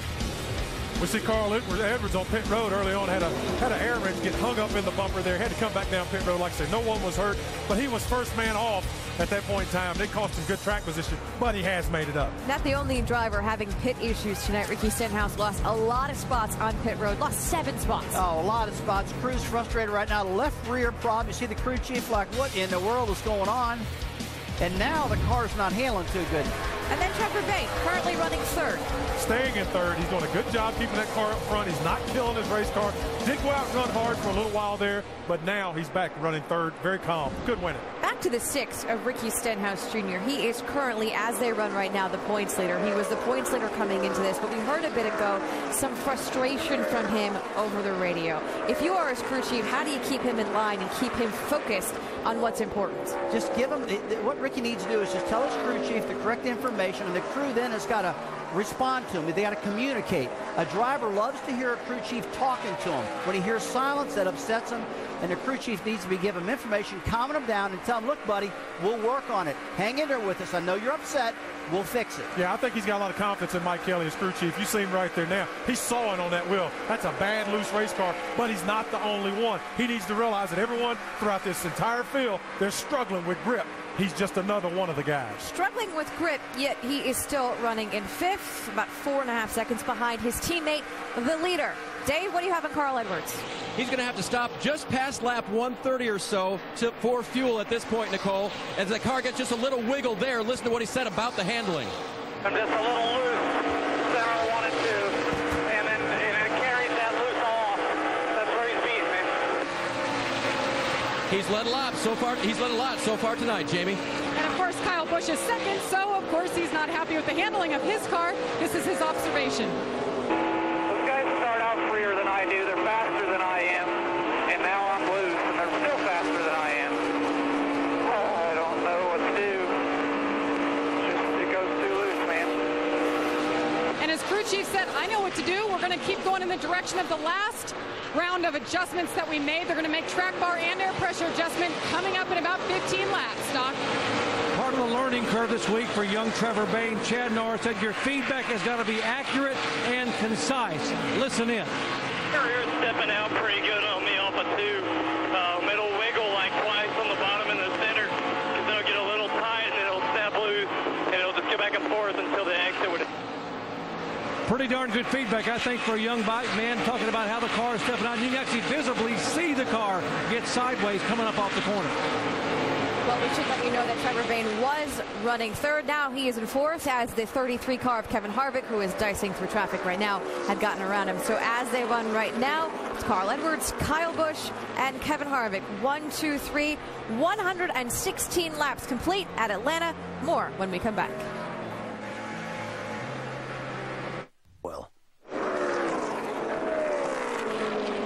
74 laps to go here at Atlanta. That's race leader Carl Edwards. He just put Elliott Sadler a lap down. Sadler was running in the 15th position, and Sadler says, I've had enough fun. I got to come in and get 4 fresh ones. Vince.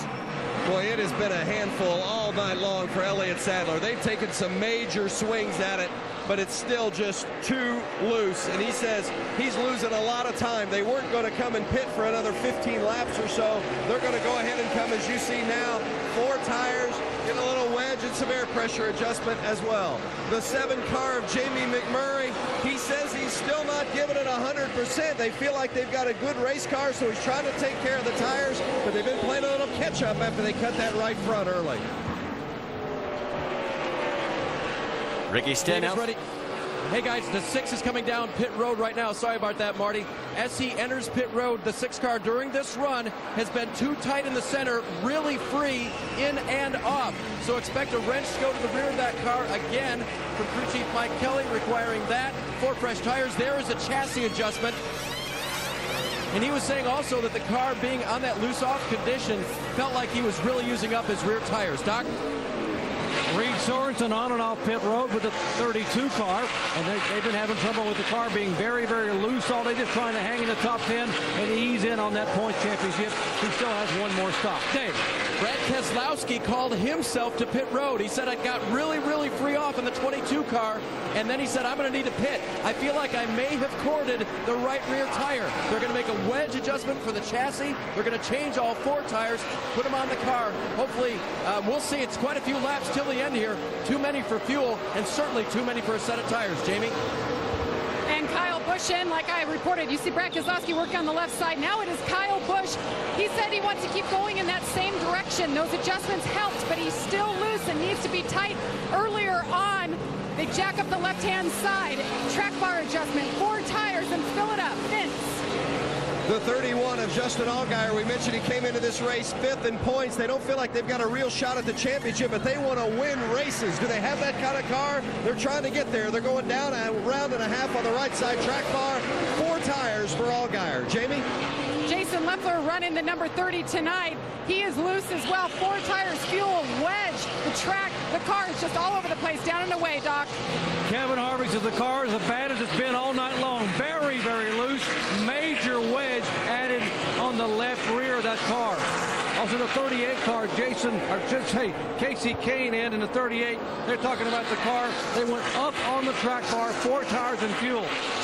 We mentioned Trevor Bayne as well. The 16 car of Trevor Bayne coming in, talking about the car being snappy loose in the back. Had a car that led the race, snappy loose adjustment, major air pressure adjustment on the 16.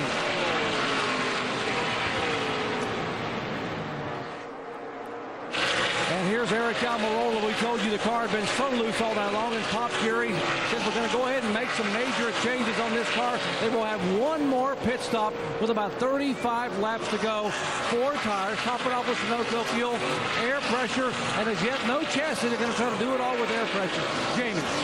And Ryan Truex making his debut in the Joe Gibbs Racing Machine. He'll be in this car 6 races for the rest of the season. He's saying he was loose early up top, so he was running the bottom. Now he says he's really loose on the bottom, learning this racetrack for the first time. As they work around, it's 4 tires once again, filled it up with Sunoco fuel. And as we see, Carl Edwards still out there. He is the only car out on the lead lap, but now you see the 30 fire around him. That is Jason Leffler. He got hung up by the 72, and why would he continue to stay out? His lap times have really fallen off. They really have. I don't really understand this. One more time, and we can do it on 1 stop. You know, we'll be okay. Just be smart. Clean the grill. There's your answer. Okay. All this is going on. Dave, that's the 6 car? Wow. We talked about both the tires on the 22 and the 6. 22 said they all look good. This is the right front of the 6 car. You see there on the left. Really good thing that Ricky Stenhouse came to pit road when he did, Marty. I think he got all the good out of that one. Stenhouse in 5th place right now, and everybody from second on back at least 1 lap down. And this strategy of staying out, what do you think? Well, he's trying to make it on 1 more stop, and you know, it's pretty risky. I mean, we see that's his teammate's tire we just looked at. If he could make it, you know, a few more laps, he could make it to the end of the race on fuel. Risky with those tires. Well, give you an idea. His last lap was 34.2 seconds. Kyle Busch in 2nd place, 32.1. 2 seconds better. You guys tell me exactly what you need, okay? Go hard. Just go hard here for a couple laps. Okay. Do you want me to save fuel to the end? Because I can't go hard now and save you fuel.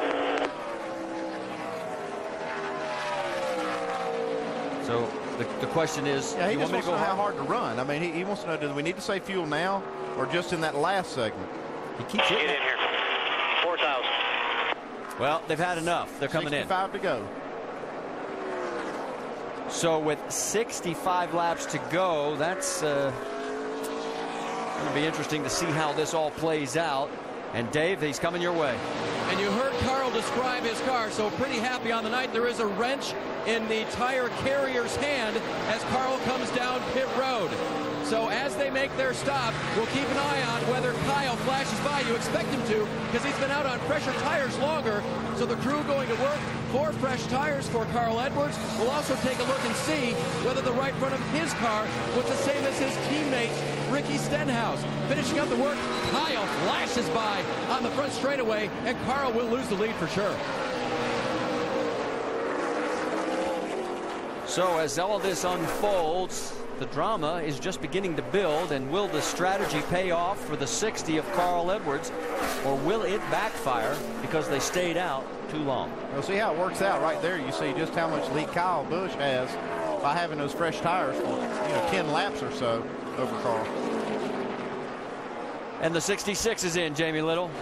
And Stephen Wallace making his 5th start here, saying the car is loose. They're going to wait on fuel and pack it as full as possible. Also make a wedge adjustment and air pressure adjustment for Steve Wallace, who worked his way up into the 10th position. Marty? 14 cars back on the lead lap, and they're still waiting to get all the fuel in. Long stop, 19 seconds for Steven. He's going to be 1 lap down. Right now, Kyle Busch is your leader. Harvick is second. Kasey Kahne is third. And caution, is it on the track? No.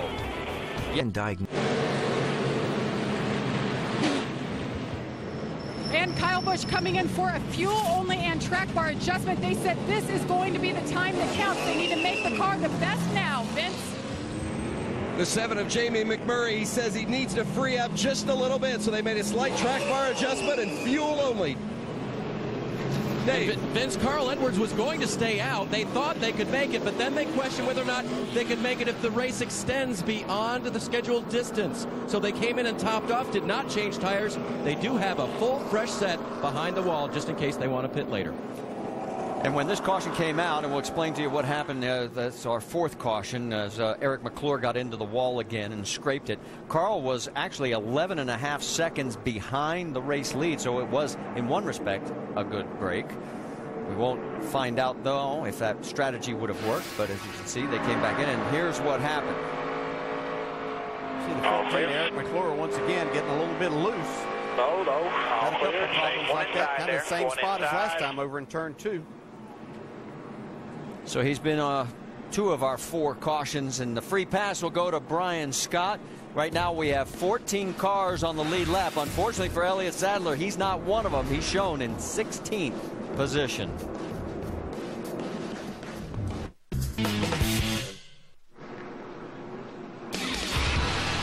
NASCAR Nationwide Series at Atlanta is brought to you by Inc., the new business card from Chase. Make your mark with Inc. Back here at Atlanta Motor Speedway, where we have had 6 different leaders, 16 lead changes, 22 is the record. Brian Scott got the lucky dog with 13 cars on the lead lap, and our 4th caution is about to come to an end with Kevin Harvick taking the low line. Alongside is Kasey Kahne, Justin Allgaier, Kyle Busch in row 2, then Edwards and Brad Keselowski in row number 3. McMurray and Stenhouse. Pace car is off. Green flag in the air, and here we go with now 57 laps to go. Kevin Harvick spun the tires there, couldn't get going. And look at Allgaier taking advantage. And here comes Kyle Busch.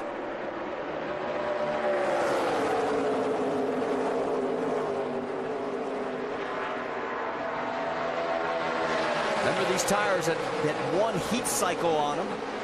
Then we had the quick caution. Yeah, we mentioned earlier that's the trouble that you have to be aware of and ready to clean those tires off really good. And then as you just try to power up, you spins the rear tires. That's what Harvick did, and couldn't get a bite and couldn't get going.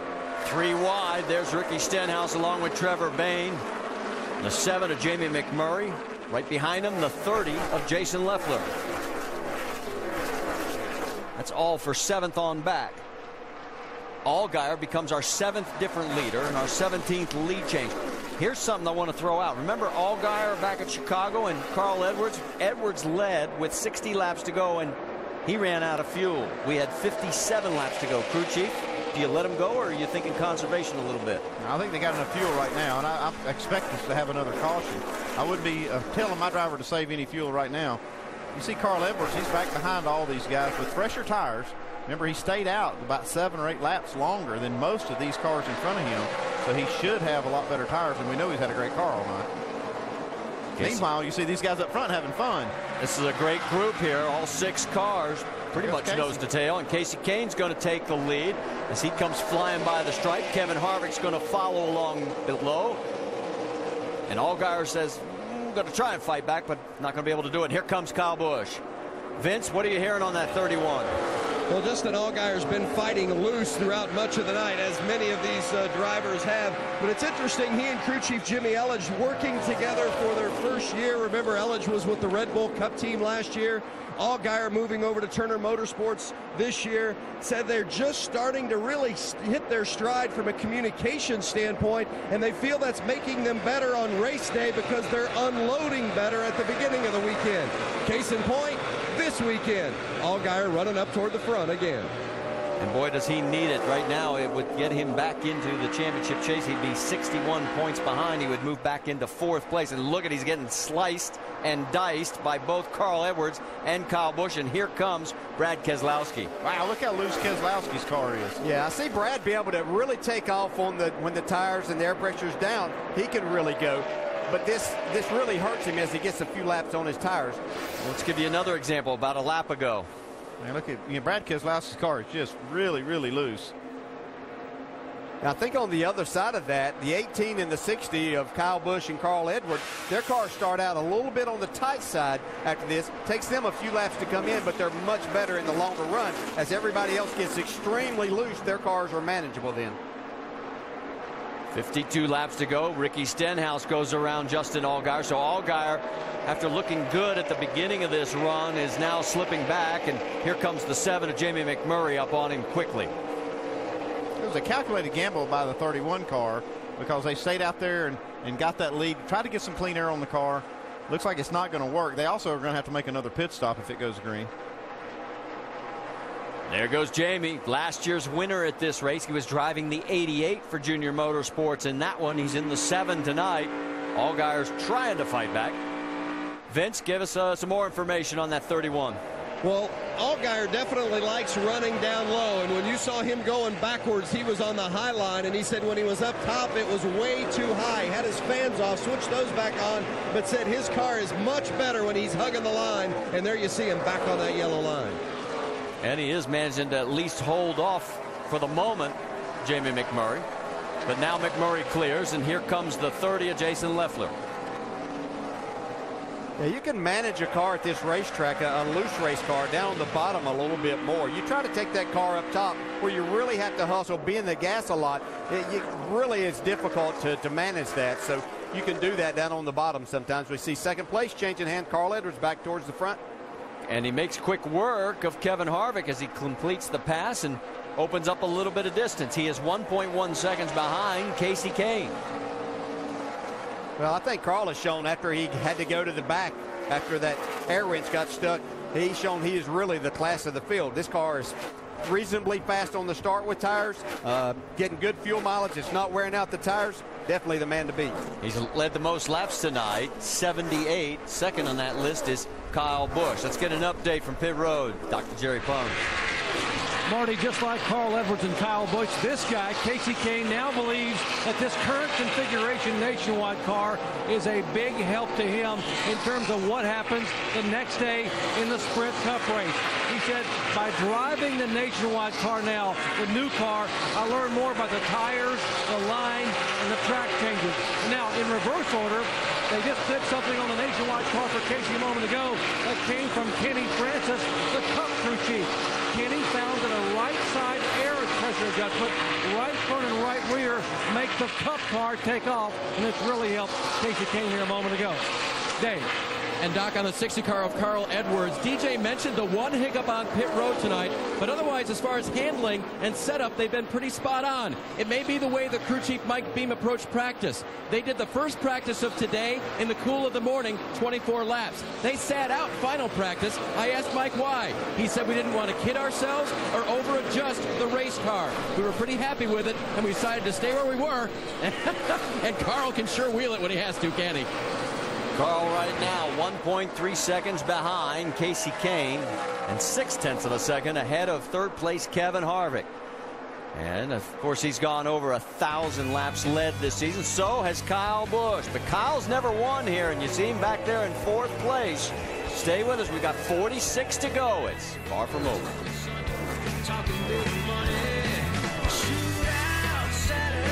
Best place. Labor Day weekend, a big race weekend. Of course, we got Cup action tomorrow night here in Atlanta, and up in Indianapolis, the NHRA, the big Mac Tools U.S. Nationals, Indy Cars, an inaugural event in Baltimore. And we've also got the American Le Mans Series from Baltimore, and their Grand Prix will be coming up on ABC, and there it is, as they'll be on at 4 o'clock Eastern and 2 o'clock Pacific. Then qualifying for the U.S. Nationals at 11 a.m. and 5 Eastern on ESPN2, and the finals Monday at noon Eastern on ESPN2. And our NASCAR Sprint Cup Series from Atlanta, presented by Pennzoil, that's tomorrow night at 6:30 Eastern on ESPN. And next Friday night under the lights will be at Richmond. It's presented by Jack Daniels, 7 o'clock Eastern on ESPN2. Back here, it's Kasey Kahne leading Carl Edwards by 0.6 of a second. That's a battle for 7th position as Brad Keselowski and Jamie McMurray are swapping it right there as McMurray goes in front of him. And look at Brad. That car really is evil loose. Guys, during the break, we were doing some calculations. We heard from pit road. Kasey Kahne, remember, he stopped on lap 125. Edwards in 2nd place at lap 135. And the 38 may be 3 laps short. Doc, what are you hearing down there? Marty, that's exactly what they have told their driver based on their calculations. That's the best case scenario, that Kasey Kahne would be 3 laps short, but they're also concerned. Remember, these tires will go a long way, and a lot of people don't think these tires can make it almost 70 laps. That's a lot of punishment for a very worn racetrack. Dave. Dr. 60 car of Carl Edwards, he can make it on fuel if he saved about 1 lap. He was told that, and Carl's a very good fuel saver, so figure he's there. The interesting thing is, 1 set of fresh tires behind the wall for the 60. If the caution comes out late, do they come and get that speedy fresh rubber? Doc, back to you. Remember, Kevin Harvick did not come when others peeled off and came down for gas only. He had only run 8 laps on these tires, but unfortunately now you take those 8 laps, that puts him about 9.5 to 10 laps shy on fuel. Kevin Harvick, like most veteran drivers, believe there will be at least 1 more yellow flag and where he will come on pit road and put 4 fresh stickers and be fine. But if he doesn't get a caution flag, he is 10 laps shy. Jamie. Jason Ratcliffe, the crew chief for Kyle Busch, told me earlier today, the years past, their car has been good up until 50 to go, and then it falls off so much they can never close the deal and get the win. So tonight they're trying to focus on that, but it's not working out. Kyle Busch just coming on the radio moments ago saying this car has not flinched 10 laps, and we fall off. So he's very frustrated sitting inside that car. And remember, he's never won here in the Nationwide Series, and banging the splitter on the bottom of the racetrack where it flattens out there, and whoa, look out as he goes around the slower traffic of Jennifer Jo Cobb. So he is still running in 4th place. The man up front, Kasey Kahne, if you're wondering, he has 7 Nationwide Series wins. His last one was Bristol in August of 2007.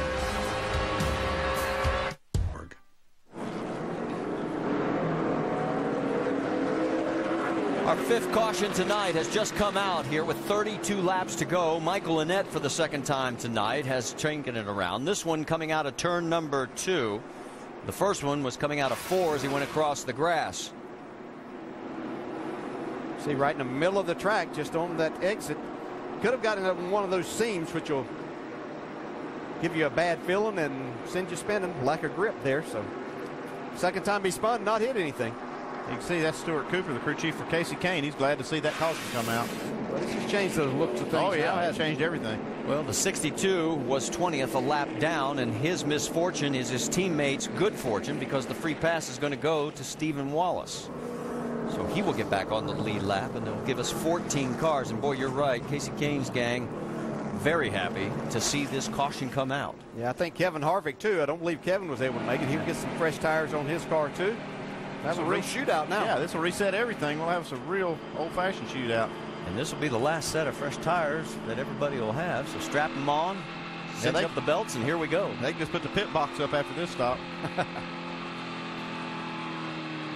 we'll find out exactly what happens. And remember, keep an eye on Ricky Stenhouse's crew. He's had 2 pit stops tonight where they have lost positions for him. 2 in the first go. and then 7 the second time around. He's running in 6th position right now. Yeah, Kyle Busch's pit crew has been stellar tonight, especially on caution flag pit stops. So they've been getting him out in front. That's what they're going to need to do here if they can. Here comes everybody, and we're going to send it down to Dr. Jerry Punch. It'll be a battle of some Cup Series pit crews. Kevin Harvick has his own Cup Series crew. Left lower side, that's Jimmy Johnson's Lowe's crew pitting Kasey Kahne. Harvick, they're going to go back away from the wedge adjustment they had made earlier. He said the car is still loose. Can't get on the bottom of the track. 38 car. He said we're going to go up 1 round of track bar. The car too tight middle. Kasey Kahne trying to get away. Jamie. Kyle Busch's pit crew getting it done tonight. Another track bar adjustment. 4 tires, last set of stickers. Fill it up. This is going to be his hope, Dave. And Carl Edwards, lower right, gives up second place. He'll take 4 fresh tires, just a little bit of fuel, track bar adjustment, and boy, he's going to win the race off of pit road. Great work. You heard the call. Carl Edwards, Kevin Harvick, each pick up 1 spot. Kasey loses 2. Kyle comes out exactly where he went in. +3 for Jason Leffler. You see the rest of the 10 cars that made it off pit road first. So we'll reset it for you, and we're going to find out who has the best shot at winning this race as you see the race off pit road here at Atlanta Motor Speedway. And the reaction from the Fastenal crew, that's right. First off,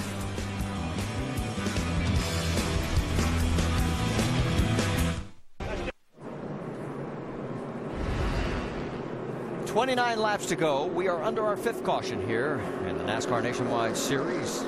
Great Clips 300 Atlanta Motor Speedway. And there is the race leader, and let's talk to his crew chief. How about it, Dave? The race leader by virtue of a great pit stop. Mike, you've had both sides of that pit stop thing tonight, but overall, how was the car for this last run? Well, the car seemed to be okay. We made a change the time before that, and it wasn't really as good for some reason, but we put it back like it was when it's really fast there. Yeah, we keep trying to give us away, just crazy stuff happening, that hose getting caught under the fender and all that stuff, but, Carl's done a great job, and the pit crew, they come to life when they needed to, so it's good fun. Everybody's out of tires here, so, we'll see what we got, and hopefully we can win one of these things. It's been over a month now, and we're starting to get the itch pretty bad. Hungry for a win here in the 60 pit, Vince. Last year's winner, Jamie McMurray in the 7, Tony Eury Jr. What kind of car does your guy have here for these final 30 laps? It's kind of working pretty good for us. We just got to get up there and get our track position back from that earlier flat. But car's been real fast all night. We just had a problem blistering right front. So this kind of put us in the window. We won't have to worry about it. We can just go hard here. So we'll see how fast the car can get. You'll start this restart 7th. Jamie? Well, Jason Ratcliffe has been adjusting on this race car. Wedge, track bar. This time, Jason, you made a last-minute call just to make an air pressure adjustment. Why the call when he's saying how loose he gets? Well, we've been, as you mentioned, it's been loose all night. We made it better. I was just trying to get some track position there, trying to do it with air pressure. If we can keep from doing too much on pit road, I was hoping we get a good pit stop, maybe get some track position there. The guy's been doing a great job on pit road tonight. We've been slinging some stuff at it. And it's been getting better, but I think the more the track cools down, it's just difficult to keep up with. But Kyle's been doing a nice job, and we'll see here. Maybe we can get our Z-Line Designs Toyota in Victor Lane. All right, Kyle Busch, 4th right now, Doc. Stuart Cooper making the call for Kasey Kahne. Stu, you lost a couple of spots on that pit exchange. Major adjustments. What's he got for the 33 and the 60? Yeah, I mean, our cars, we've made huge swings all night. We've been extremely loose, and it was crazy to start the race. I thought we were going to run 20th, but we've made some large swings on this Great Clips Chevrolet. Yeah, I wasn't happy about those 2 spots there, but the team's done a great job all night with all the adjustments. Really proud of them. Really good shot in the arm for this group. Hopefully we can get around these guys. We've been great on the long run here, so we got a lot of laps left. Everybody's out of tires, so we'll see what happens. Let's check in with Dave. With Mike Kelly, crew chief of Ricky Stenhouse. What do you try to give him for the final run, Mike? And we just try and give him track position here. The Blackwell Angus Ford Mustang's been close all night. We lost a lot of track position a few pit stops ago, but the guys rallied back really good there. Just try and get him tightened up here for the short run and see what he's got. Here they go, Marty. And it's Carl Edwards taking the high side with Kevin Harvick alongside. There were 7 waiver rounds, the most important being Elliott Sadler. He decided to stay out. He's back on the lead lap. We can also tell you Chase Miller has gotten into the 14. Eric McClure pulled out of the car. He was feeling ill, and look out, 3 wide. Man, there's not enough room for that. Yeah, that's our points leader right there in the middle of that, too. Got to try to get what you can right now, but you don't want to give it all away either. That's Stenhouse right in the middle of your screen in the 6. Above him, the 22 of Keselowski. Out front right now, here comes Harvick leading the 60 of Carl Edwards. We've not seen that outside lane choice work tonight. Guys, just, these cars don't have the horsepower that you need to make that work. See Keselowski up into the wall there. This car is just not very good. Whoa. And in 2 other cars. Caution is out. The Caution 32 is out. of Reed Sorensen, one of our championship contenders, and Trevor Bayne. 31 crashes. Be ready. Heard on the radio, 31. There was a lot going on. What happens when we get back in the field over stupid stuff? So Trevor's hopes of winning his first Nationwide Series race are going to be put on hold again. Boy, this has big championship implications right here with Reed Sorensen, Elliott Sadler, who just took the wave around, back on the lead lap now. Will be able to come to pit road and get some fresh tires, work on his car some more. And you can see the damage is too severe for Reed to be able to continue. Yeah, he's got a lot of problems. They're going to go behind the wall. They'll probably not be able to get back in. All right, here's the 22 first. It's just slight contact with Brad, but you see all these cars racing hard, and the 31 did get into Reed. And it collects the 16 of Trevor Bayne as well from high above. Yeah, you can see Reed Sorensen right there in front of Allgaier, and they get 4 wide. Yeah, that's just a mistake. Yeah, Allgaier just tried to push the issue a little bit too much there. You jump in the throttle, got to give a little bit of room. Yeah, don't forget those 2 guys are teammates. Yeah, that's going to be a fun team meeting when this deal's over. Yeah, it's a hard lick, too, for both Trevor Bayne and for Reed Sorensen. That's a tough break. Ooh, and Brian Scott may have gotten a little piece of the action in it as well. We'll have to check on that. All right, let's listen. 2 wide in the pedal. You can hear him checking up. All clear, all clear. You can hear Allgaier even check up, but there's just so much going on in front of him. Just clear him. You can clear an exit. Stay low here. Watch him here. Watch him, watch him, watch him, watch him. Caution's out. Just watch for debris there. Shit flying all off that thing. Good. We apologize for that, folks. 6th caution of the day here as 24 laps to go. And it will be a matter of now, like you said, here comes Elliott Sadler down pit road, so he will get his final set of fresh tires. Yeah, it's a big break for Elliott. Like you say, he gets those fresh tires on, gets a lap back. He was from nowhere, actually a lap down, to now being back in it. Well, and Reed Sorensen at the time of the crash was 9th. And right now, it's going to really hurt him in the points.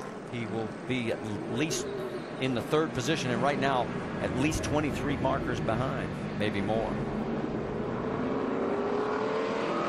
Of course, that could change if something unfortunate happens to Ricky Stenhouse. Doesn't get 3 wide again in the middle or something, and something else happens. We've got a lot of racing happening here in these next 24 laps. We've had a lot of racing all night. It's been a great race. Hope you've enjoyed it, been with us the whole time. We've had 20 lead changes. Just to let you know, the record is 22 here at Atlanta. And 8 different leaders ties the mark. We got to think Kevin Harvick is going to take that inside lane on this restart because we know that's where he wants to be. But he'll be controlling this one, so he'll have a little more advantage over Carl Edwards. Was trying to shoot the gap up under the bottom there, coming off of 2, and I was wide open already. And I don't know. It's all good. The race and deal, man. Happened. We'll deal with it later. No, you didn't do it on purpose. So you heard Justin explaining on the radio to his crew. Like we said, it's not going to be a lot of fun. And there is Trevor Bayne. It's his 9th finish outside the top 10 in his last 11 races, Doc. And Trevor Bayne absolutely, frustrated, so frustrated. And one of the reasons he's frustrated, guys, is on that last pit stop, they lost 6 spots on pit road. On the previous stop, they lost about 4 or 5 spots because the car fell off the jack, not once, but twice. And now he's climbed out of the car and headed back to the garage area. Let me grab Trevor. Trevor, I know it had to be frustrating for you to be back there and be involved. What happened? It really was, man. I mean, if we didn't have to come to pit road today, I think we could have won the race. It's just frustrating. Last 2 stops, we lost 6 spots apiece, and we weren't out of top 5 on the track all day, and I thought we were going to have an easy top 5 and maybe a shot to win this thing. And came to pit road, came out 11th, and we were in a place we should have never been, and they all crashed, and I hit the wall wide open. It's a pretty good hit. I mean, that definitely hurt pretty bad. Knocked the wind out of me a little bit, but you know, that's the best mile and a half car we've had yet. I'm really proud of what Chad and all my guys have done here. Turned this program around a little bit. We had an easy top 5, so we'll go to the next one in Richmond and see if we can't wear them out. Hey, thanks for your time. Thank you. Trevor Bayne, Marty, frustrated down here, and obviously rightfully so. Yeah, and it has been a tough road for him. Of course, as he said, they'll look forward to Richmond. He always has the positive attitude. It's one of the things you have to admire about him. It's kind of a double whammy there because they had a brand new car and it was working well. And, you know, it is frustrating when you lose those spots on pit road and get caught up in something. So right now we have 22 laps remaining, still under this 6th caution. And we mentioned the fact that Brian Scott may have gotten a piece of that, and yes, he did. Look at the right front corner of his car. Let's listen in on his radio. I won't lie. I turned hard left and closed my eyes on that one. Well, sometimes you got to be lucky. I don't think that's the first time a driver's ever done that, I promise you, but sometimes that's just what you have to do. Well, Reed Sorensen's out of the car. Jerry Punch is with him. And Reed was asking me, what did the replay show? Reed, the contact from your teammate, the 31 car. First of all, you okay, and can the car get back in? No, it's destroyed. I mean, I guess he's trying to beat us. I guess that's the only way he's going to do it. And it's kind of uncalled for to wreck your teammate, especially when we're running for the championship here. Okay, here's the replay. Yeah, I mean, I don't have anything to say about it. I'll tell you one thing. I will find him after the race, and it'll be between me and him because all these guys work at the shop together on these race cars at Turner Motorsports and work hard. And he just tore a race car up for us, so not happy about it. And Dollar General car was good tonight, and I thought we were going to, do okay, have a nice top 10 finish. Worked hard all night, but I'll find him, I promise you. All right, trying to win a championship. No such thing as teammates nowadays, guys. Well, and we're getting to that stretch. We were talking about this. Every point counts, and this is a huge hit for him. Yeah, it really is, and I think Reed handled that very well. I'm sure there's a lot more that he would have liked to say, but he'll probably say that to Justin. And in Justin's case, you have to be aware of what's going on around you and who you're racing with, and that's all part of being part of a big team there. And yeah, there'll be some interesting conversation going on. With 21 laps to go, here are the way the points shake out at the moment. Elliott Sadler would be in second by 14, but Reed Sorensen would drop 27 points behind. And he entered the race just 10 behind Ricky Stenhouse Jr. Yeah, certainly not insurmountable as we continue this season, but puts them in a hole that will be more difficult to dig out of. Yeah, he's going to lose more spots yet. I mean, he's still being shown in 22nd, but he'll lose a lot more spots when it goes green. And here's something to think about. It's his 4th straight finish outside the top 10 for Reed Sorensen. So you start having this bad luck. You start thinking, as a driver, what's it do to you? Yeah, it makes it just difficult because you're trying to rebound. You've got better cars and things keep happening. And Eric Almirola, we were on board with him for one of the replays as it quickly unfolded in front of him, and he was able to get through it. Here it is again. Hey, you see, he's going to get a good view of exactly what's happening in front. Just clear him. If you clear an exit. Yeah, just very fortunate. Stay low there. Watch him here. Watch him, watch him, watch him, watch him. He did a nice job. And he is our in-race reporter, and let's talk to him, DJ. Eric, Dale Jarrett, ESPN. You have a copy? Yep. Hey, buddy, we just showed the replay there. You did a nice job of avoiding that wreck. Yeah, thank you. Hey, we've heard a lot of people talking about the race cars being extremely loose here tonight. Has that been your case? Yeah, we have been really, really loose. We have not. It's not anything like it was in practice. It's quite a bit looser. So we haven't been as good as we wanted to with our old Hellman Chevrolet, but Pop made some adjustments here, made it a little bit better. We'll see what we got here for these last 20 laps. It's going to get more exciting. I'm sure that's not the end of it right there. Okay, good luck. Be safe. Thank you. Of course, Eric Almirola has top 8 finishes in 6 of the last 7 races, including 5 top 5s in there. And here's our summary, as our leader will be Kevin Harvick. Most laps led, Carl Edwards far and away in that category. We've had a total of 8 leaders, 20 lead changes. Our 6th caution is still going on.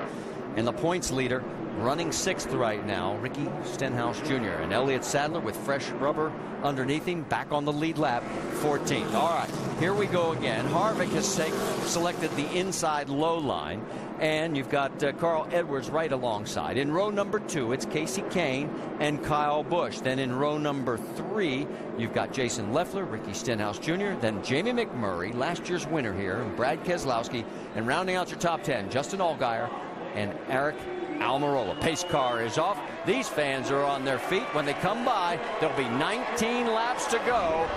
Hold on.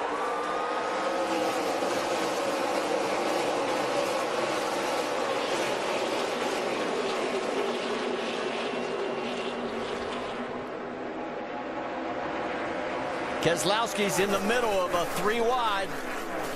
I don't know about that, the way his car's driving here. Up front, Edwards trying the high line. They're side by side. See Kyle Busch really trying to clear Kasey Kahne for that 3rd spot. He wants to be a part of this battle for the lead here. It will be Edwards officially leading this lap with 18 to go, but here comes the 33 of Harvick.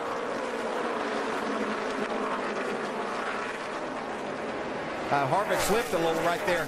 Tried to keep his car, keep the momentum, but Carl Edwards able to clear. And Carl pulls out about 2-3 car lengths. In 3rd place, it's Kyle Busch, then Kasey Kahne and Ricky Stenhouse Jr. You can really see the 7 car. Yeah, I saw him go way up the track. Looks like he might have a problem with a tire right there. Remember, Jamie McMurray early in this race had a right front tire go down. Sounds like something broke. Hi here, say hi here, say hi. 4 more cars coming there. 3 more cars coming. 1 more car, 1. Meanwhile, while that's going on, Ricky Stenhouse Jr. taking a look underneath Kasey Kahne for 4th. And he's got him.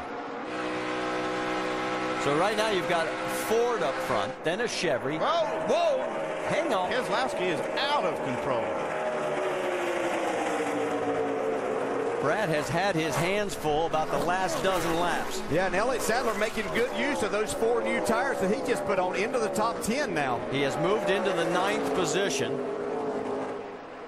You see Stephen Wallace right there with Brian Scott. Here comes the 6 of Stenhouse on the high side of the 18 of Kyle Busch. Looks like Ricky might have found high gear here all of a sudden at the end of the race. We'll tell you that Jamie McMurray has made it back to his pit stall. Carl Edwards has checked out on this, and Stenhouse is trying to make it another 1-2 Roush Fenway. Got another big run. Yeah, man, he's getting a great run from the center of the corner out. He might have something for Carl Edwards. Absolutely, no doubt about that.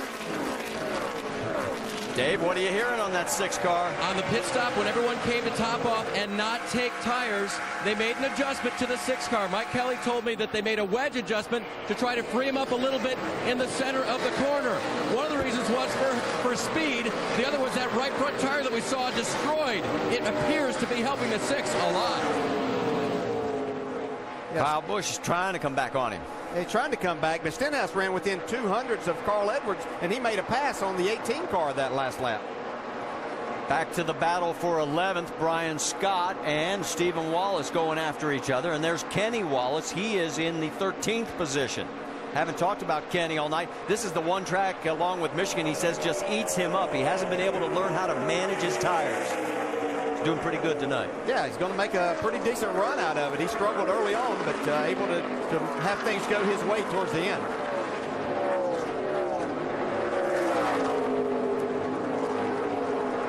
There you see the 7 car back in the pit road. They had the hood up. They've got him back out. But unfortunately, last year's winner is going to be several laps down now, as Jamie McMurray shown at least 3 laps off the pace.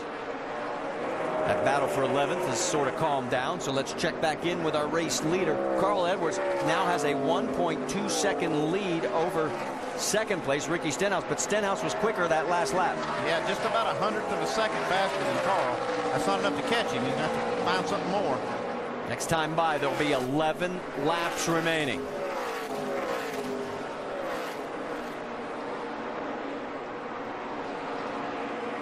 Battle between the 22 of Brad Keselowski and the 2 of Elliott Sadler. That is for 9th.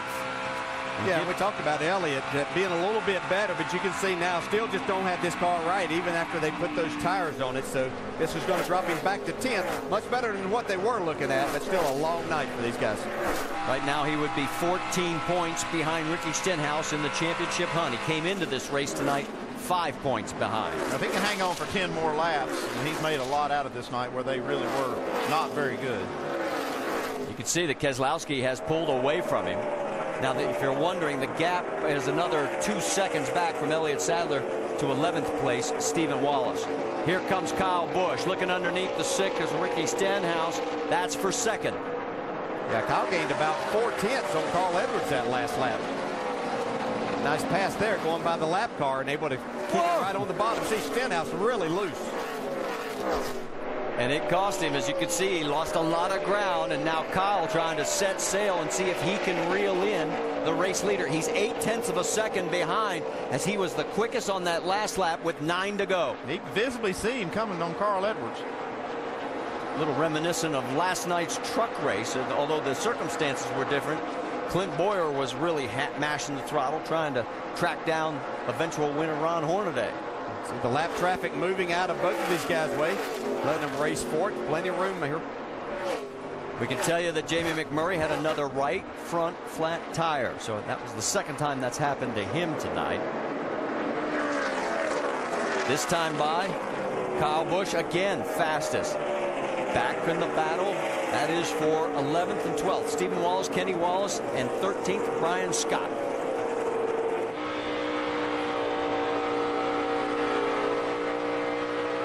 They go around the slowing general for Cobb. She is 29th, showing 11 laps down. Yeah, Steve Wallace doing a nice job here. He got caught making a pit stop early, staying out trying to stretch it, but that got him a lap down. Been able to fight back from that, just outside the top 10 and 11th now. Those three continue their march, but the guy who's marching out in front is Carl Edwards, as he is looking at a 7/10 of a second lead with next time by 6 laps remaining. Kyle Busch still trying to narrow the gap. Yeah, you see right there, Carl Edwards got loose through the middle of the corner. He's been doing that a lot. His car's been fast while he's doing it, but how long will that thing hold on like that? 6 more times.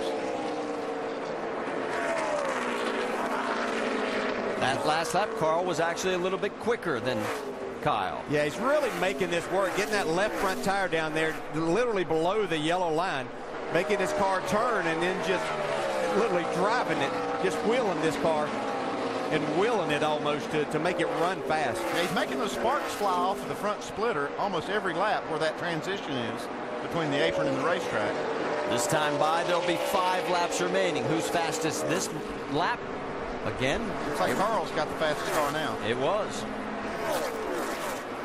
He was quicker by 2/10 of a second on that one, and his lead is back up to a second. So the laps are running out for Kyle Busch to snap his streak of never winning here in the Nationwide Series. Now let's watch Carl Edwards. He's working hard at doing this. See, not just going in and turning the wheel. Look at him turn back right in the center of the corner. That's only doing about 170 miles an hour through there. Look at he's talking with his hands. Don't know who he's talking to. 50. He ran 70.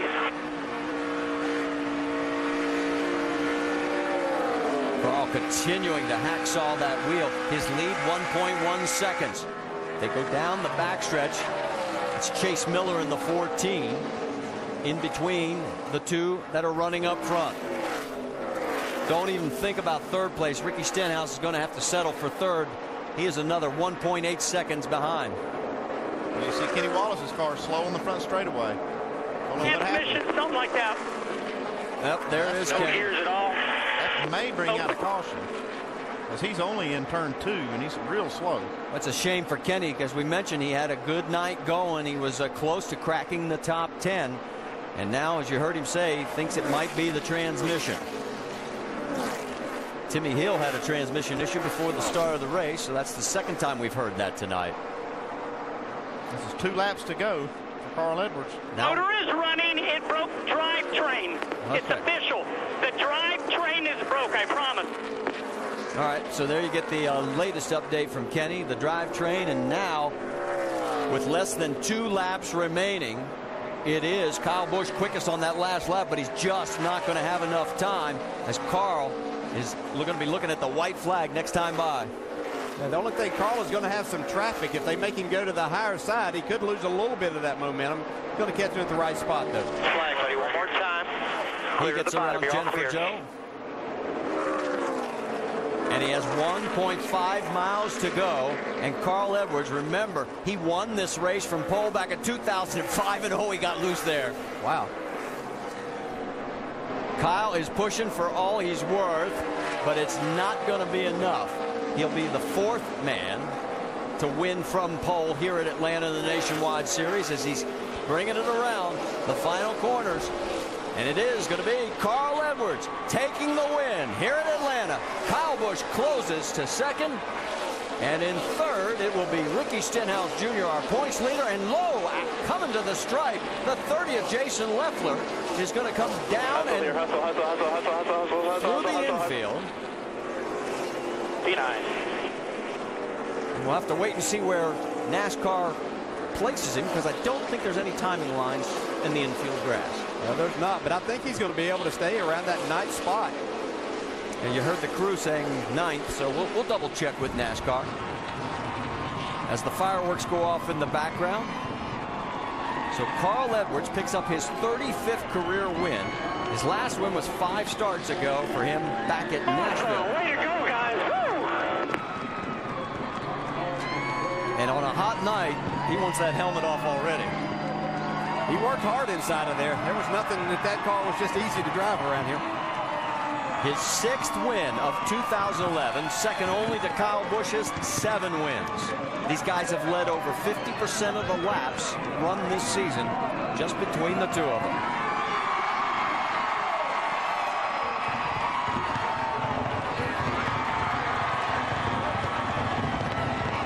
Vince, let's talk to happy Mike Beam.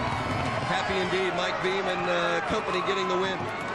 How good was this car that you were able to overcome the penalty that you had earlier in the race? This car was awesome. You know, I have to thank Robbie Reiser and Al Allen and Kyle Zazzi and all those guys at the shop. You know, they built this car for us. It's like a new car, and it's very gratifying to win. I mean, we built this car because we just got to get after it here. It's been 5 or 6 weeks since we won a race, and everyone's just getting really aggravated, but you got Carl Edwards, and we expect to win every week, because we know how hard he tries. But I got to thank Ford and Fastenal, but I got to thank Valvoline. What this next gen oil is in this car, so people need to go out and buy the oil. I'm telling you, it's amazing. The engine, Doug Yates and them done a great job. Certainly worked for the 60 crew tonight. Mike Beam and Carl Edwards going to victory lane. About the only thing that's happened bad for Carl tonight is he just whacked his head trying to go through the gate there. 16th time that they finished 1-2 between Carl and Kyle. Kyle's won 9 of them. Carl's now won 7. Let's go back to the last lap. The 22 and the 30. You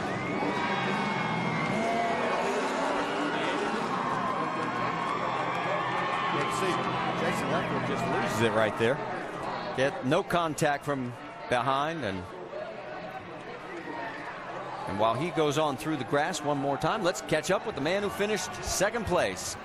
Yeah, Kyle Busch could see Carl in his windshield. Looked like you were running quicker laps than him as it was winding down. How much did you have? Did you have anything else you could do to try to catch him? No, that's it. We were all kind of stuck on the bottom tonight. I wish it would spread out and moved around, but it never did. But I can't say enough about these guys from Joe Gibbs Racing, all the guys here on this Z-Line Designs Furniture Toyota Camry. Good car, just not good enough. We knew that it would be a race against the Fords, and they got great under the hood. So just hated that we didn't have enough under the hood to run with them as a little bit better, But even on the long haul, we got real loose, and those guys seemed to be better. We would equal out, and then I'd be better, then he'd be better. So it was all about how you could get to the bottom of the racetrack and how you could run the bottom. But overall, thank Z-Line, Nos Energy Drink, Pizza Ranch, Toyota, everybody. Thanks again. Kyle Busch finishing second. Jamie. Well, Justin Allgaier gets another top 10, but the story with him is your teammate, Reed Sorensen, and you got together. He wasn't happy. He said he's going to find you, and it's going to be between the two of you. What is your take? Oh, absolutely. I feel horrible. You don't ever want to crash anyone, especially not a teammate. And got to run off the 2 there, and got jammed up on the initial start and got to run off at 2, and thought maybe we could get him down the back straightaway. And unfortunately, I don't know if those guys got jammed up a little bit or something, but there's really no words that can describe it right now. I definitely want to talk to Reed. I need to apologize to him for sure. It was my fault. I don't know, these restarts here are unbelievable, and we didn't have the best race car all night. We made it a lot better. Jimmy Elledge and the guys did a great job, and finally got it to where we felt like we needed to be at there towards the end, and just hated for those guys who took some championship points away from them they didn't deserve, and I don't know, we just go on to next week to Richmond, and hopefully they can get some of those points back, and hopefully still go for this championship. All right, Justin Allgaier, remorseful after what happened. Marty? Last year, only 2 nationwide regulars finished in the top 10. Tonight, 5 finished in the top 10. And here's how it shakes out. Nobody changes positions, but Ricky Stenhouse Jr. stretches his lead from 5 to 13, and Reed Sorensen takes a huge hit. He is now 40 points behind. And let's check in with Dr. Jerry Punch. Ricky Stenhouse watching the points there. Ricky, great third-place finish, and you moved it more ahead in the points. Great night. It was. Our Black Angus beef and Cargill Mustang was strong all night. We struggled there in the pits, there in the middle later the race, and we were able to overcome it. We called a right front tire that almost gave us some trouble there and almost went down, but just got to thank all the fans for coming out, man. Good crowd tonight, and Nationwide Insurance, and just glad to have this Black Angus beef and Cargill Mustang paint job back on this thing. Ricky Stenhouse, guys, closer to a championship. Marty? All right, thanks, Doc. Let's check on down now in the One Main Financial Victory Lane, because there's Carl Edwards. Dave, it's all yours.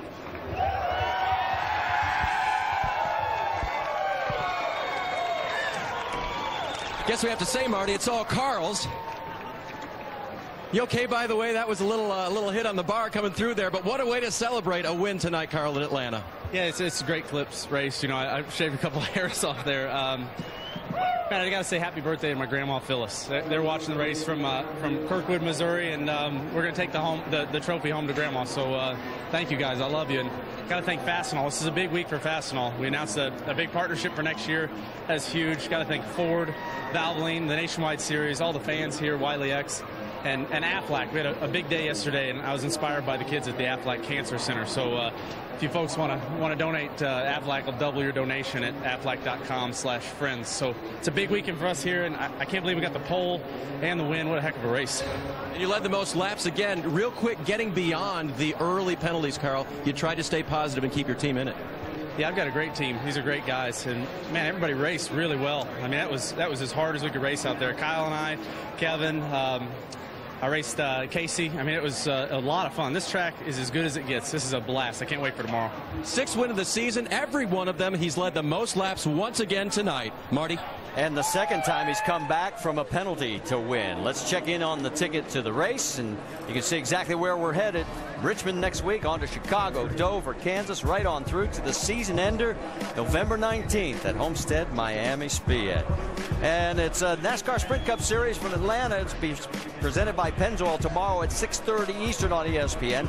Coming up next, it's ESPN2 College Football Scoreboard, presentation of ESPN, the worldwide leader in sports. For our crew, I'm Marty Reed. Till we meet again.